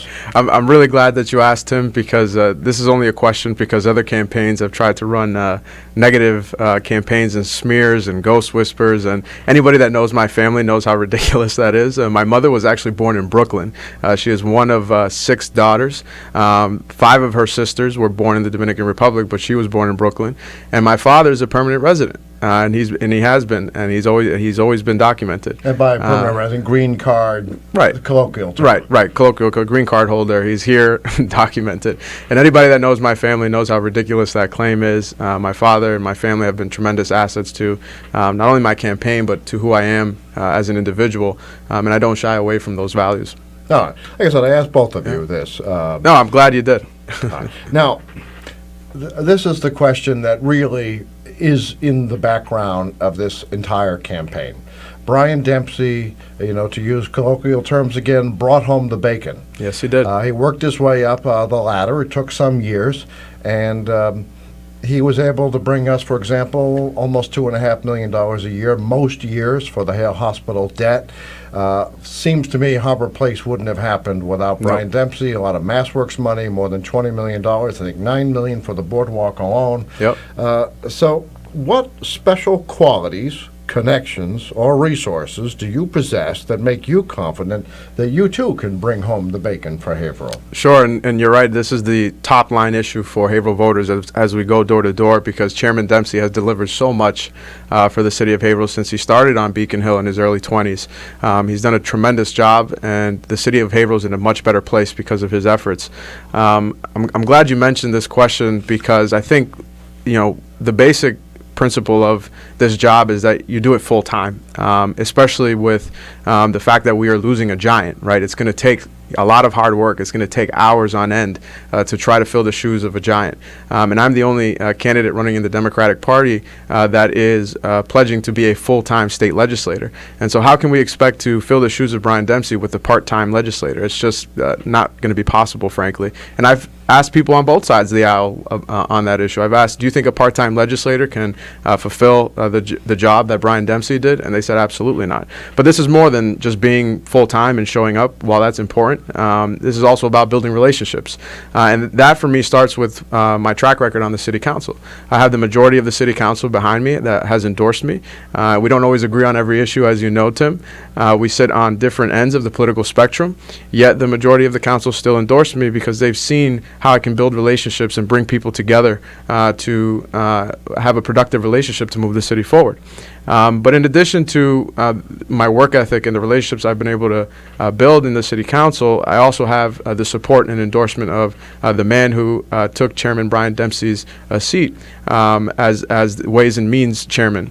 And so I'm proud to have the endorsement of the new Ways and Means Chairman. I don't shy away from that. I know my opponent has been trying to say that I'm looking out for quote-unquote Boston buddies, but I think Haverhill voters are smart enough to know that how this works. I mean, we were able to have the bacon because Brian was chair of the Ways and Means Committee, and to have the ear, to have be on a texting basis and speaking to the Ways and Means chairman and have his endorsement already shows that we can hit the ground running. In addition to him, I've walked those halls already on Beacon Hill. I was a part of a civic education campaign that drafted legislation when I was 16 years old.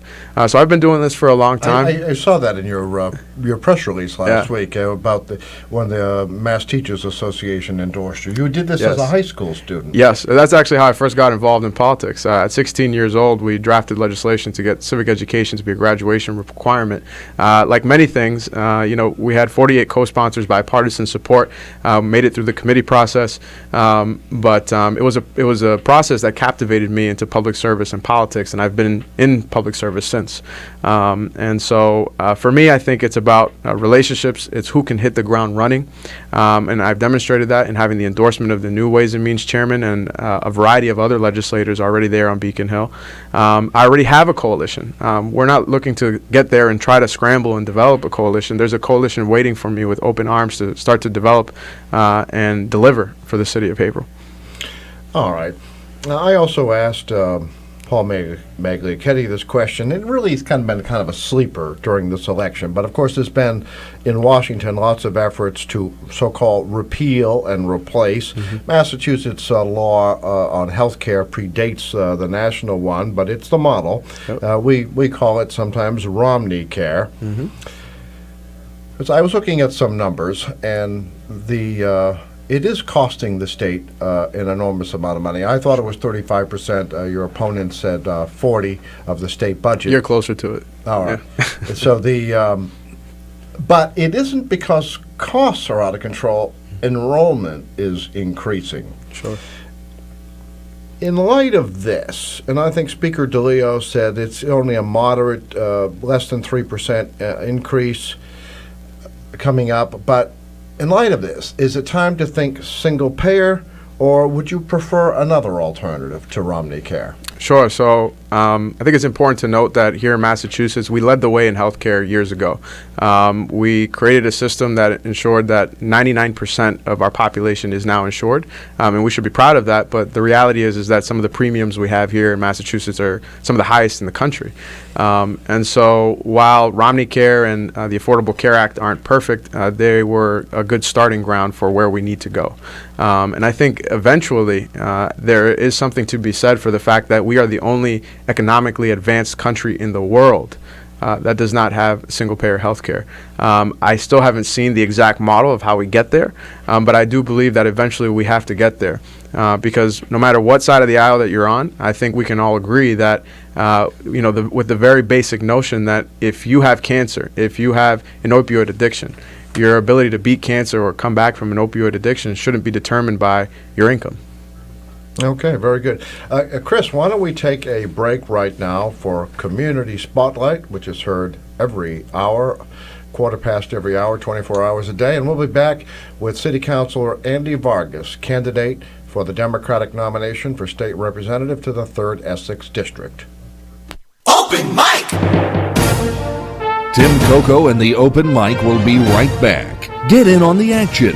Call 978-374-1900 or email tcoco@whav.net. If you are enjoying this program, please consider making a donation right now. Your donations to not-for-profit WHAV help keep these vital community services on the air. Donate online at www.whav.net.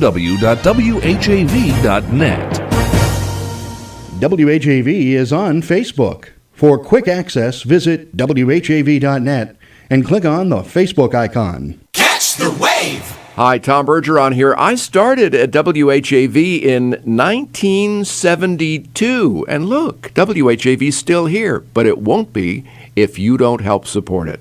Go to WHAV.net. Become a contributor. Keep us going. Community Spotlight. With fall around the corner, Haverhill's Recreation Department is looking for donations of used sports equipment for youth who participate in city programs. Equipment for football, lacrosse, and wrestling are of particular interest. A collection box is located in the lobby of the Citizens Center at 10 Welcome Street, and donations are accepted Monday through Friday, 8 to 4. For questions, call Recreation Director Vincent Ouellette at 978-374-2388, extension 28. or email vo@cityofhaverhill.com. Someone you know is on WHAV. To submit or read your own nonprofit announcements, click on the Contact tab at whav.net or email news@whav.net. In the Edwin V. Johnson Newsroom, this is Robin Fancher.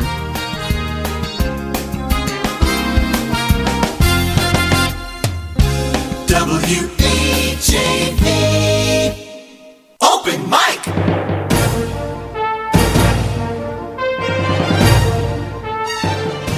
From the Edwin V. Johnson Newsroom, WHAV presents the Open Mic Show with Tim Coco. Make your voice heard. Call 978-374-1900. That's 978-374-1900. Or email tcoco@whav.net.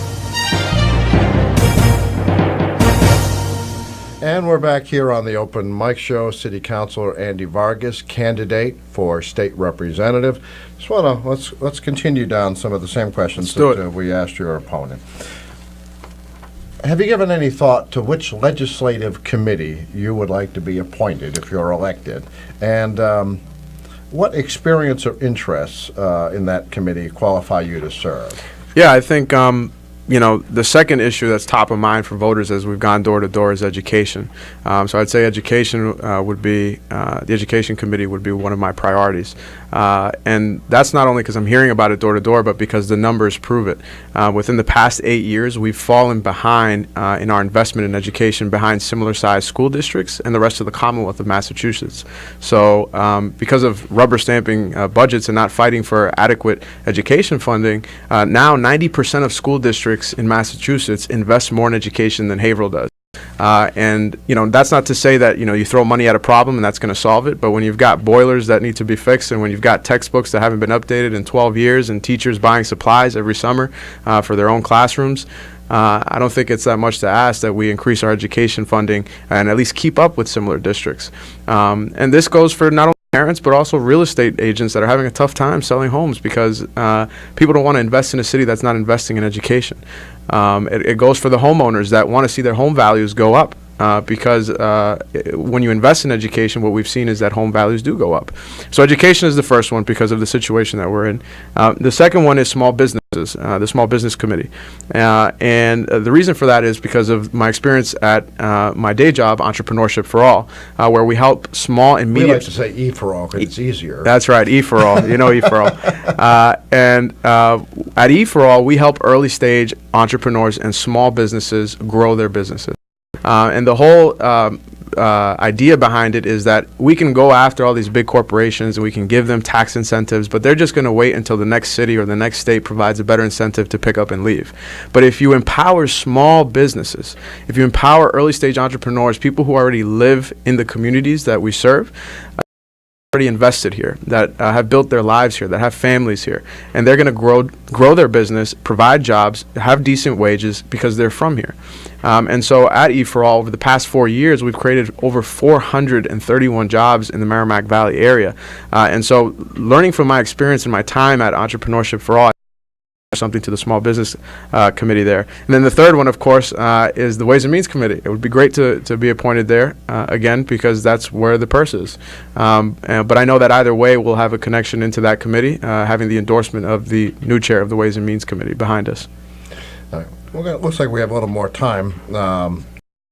Moving through these rather quickly. I get through the questions really quickly. I don't like to waste time. Yeah, you got right. Very to productive. It. Right. So, in light of the time efficiency, I want to expand a little bit on the leadership. Sure. The most people won't remember this. This is just the nature of being older, I suppose. I've seen our local state representatives on the wrong side of the speaker. And Harriet Stanley comes to mind. She was a state representative, and I think she concluded her tenure in good favor and delivered for the city. But there were times when, I always joke, I'm sure it's not the office behind the boiler room, but it's probably the next closest thing when you go after the speaker. Yeah. I don't know that any of that ever crosses your mind or your opponent's mind, but how do you feel about, is there a conflict between loyalty to the speaker to win for your hometown or crossing the speaker who had a conflict on a policy? How would you address that? Yeah, well, I think this goes back to my conduct on the city council, right? Because it's not easy to get things done in a strong mayor form of government either. It's almost impossible to really advance legislation locally because cut from the budget. That's really our where we have some teeth on the city council. And so with this last budget that came through, we had one of those moments, right, where we need to have a good relationship with the mayor in order to, get things done and deliver for constituents in the city of Haverhill. But there was sort of a red line for us, for 5 of us city councilors. The red line was that we weren't investing in our police department, that we had 94 police officers on hand, and we had data to prove that we should be at 145 officers. And so we drew a red line and said, look, having a good relationship with the mayor is important, and we've tried to do that day in and day out, and we do have a good relationship with him and amongst each other. But on this issue, we said we are not going to budge until we add at least 5 officers to this budget. And ultimately, we reached a compromise with the mayor.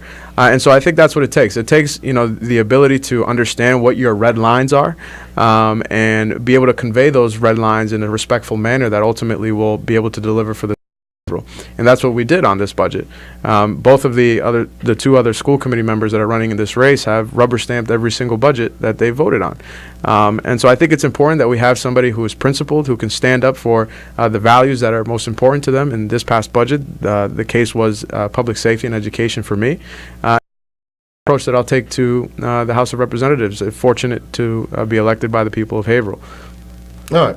Now, this question, it's a little convoluted even as I read it the first time, but in Haverhill, $80 million of the city's $187 million budget goes to education, yet most city officials, educators, and parents all seem to agree the schools would be underfunded.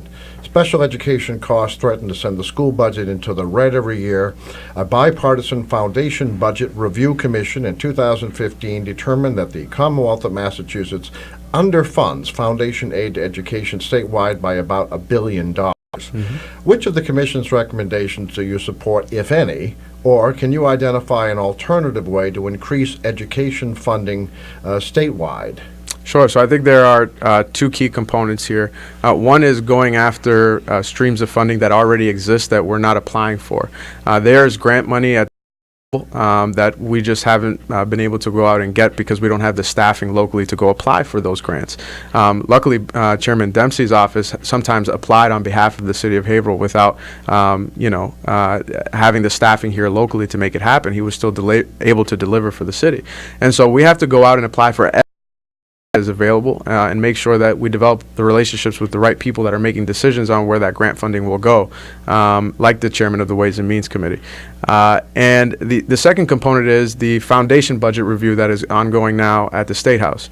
And I have a relationship with the senator that is leading that process, Senator Sonia Chang Diaz. was her intern at one point. I was also Chairman Dempsey's intern at one point as well.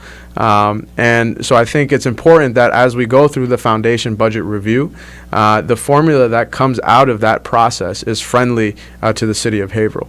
And I think that that is one of the top priorities that I'll take if I'm appointed into the Education Committee. All right. We're near the end of the program. I want you to be able to make your direct pitch to the voters. But before we do that, just as we did with your opponent, your campaign is also providing rides to the polls, so there's no excuse why you can't vote, ladies and gentlemen. For rides to the polls, they can call 978-228-1233. You got it. 978-228-1233. And that rings right here. And if you would make your direct pitch to the voters as to why they should pick you Tuesday, October 10th, right? Yes, correct. That number should be I know, 10-10, right, yeah. So look, this is an important election for the city of Haverhill for a variety of reasons. Obviously, we are succeeding a giant in the House of Representatives. But it's also an election that will determine what Haverhill stands for, whether or not we are okay with painting and smears and ghost whispers and Donald Trump type rhetoric. It's about whether or not we will elect a candidate who has the track record that will work full time. If we will elect the candidate that has committed to not serving both on the local office and statewide office. It's about getting someone in there that will wake up every single day thinking about Haverhill. And I am the only candidate in the Democratic primary that has committed to being a full-time state representative. We can't afford a part-time state representative right now. But beyond that, you know, I'm proud of the work that I've done here in the city, not only on the council, but before that in the various community organizations that I've been a part of and the boards and whatnot. I don't know my resume because people can do that online. But my work ethic on the city council and the endorsement of individuals that think differently than I do should speak volumes. And that I'm able to work with individuals that are across the political spectrum in order to reach a consensus that moves the city of Haverhill forward. And that is the attitude that I will take to Beacon Hill as a full-time state representative. And moreover, this, like you mentioned, is about relationships. It's about who is going to be able to hit the ground running and deliver for the city of Haverhill, bring home the bacon for the city of Haverhill. I don't shy away from the fact that I have walked the halls of Beacon Hill before. That I say that proudly, and I think Haverhill voters are smart enough to know that if you're coming in with friends, that's helpful because you can start to deliver for the city of Haverhill because you have friends that are making decisions as to what goes into the budget. So having the endorsement of the new Ways and Means chairman and a coalition of several other state senators and representatives at the State House is something I shy away from because I know Haverhill voters are smart enough to know that that's how you legislate, that's how you bring home the bacon, and that's how you get things done. So my name is Andy Vargas, and I love this city. I'm just a Haverhill kid that grew up on Arlington Street looking to bring home the bacon, be productive on Bacon Hill, right? Yes, be productive on Bacon Hill. You're making me hungry here tonight, Tim. I was afraid I was offending, the vegetarians. Don't offend the vegetarian folk. Come on, Tim. To bring home the bacon from Beacon Hill for Haverhill because ultimately there's too much at stake. There's too much that we need to address within our schools, within public safety and economic development. And I felt that I've shown leadership in all three of those categories, fighting for a dropout prevention counselor and sparking a conversation around dropouts, fighting for our small businesses and early stage entrepreneurs, not only on my time on the city council, but also at my day job at E4All, and having the guts to say no, having the guts to stand up with 5 city no on the budget in order to add more police officers because we support our public safety and we are willing to draw those lines because those lines are important to the values of the city of Haverhill. And so for me, it's a real pleasure to be able to even be a candidate in this race because I know that years ago this would not be possible for a Latino from the city of Haverhill. And so, but for me, I'm here to represent all of Haverhill. And I've made that clear throughout my campaign and the positive campaign that we've had. Thank you, Tim, and thank you, Haverhill. Thank you very much for coming on the program. Yes. Next week, folks, Tuesday, October 10th, 10-10. I hadn't thought of it that way. That's right. The vote, and we'll be back with the open mic show in 2 weeks, taking next week off for Columbus Day. Thank you for joining us. Open mic!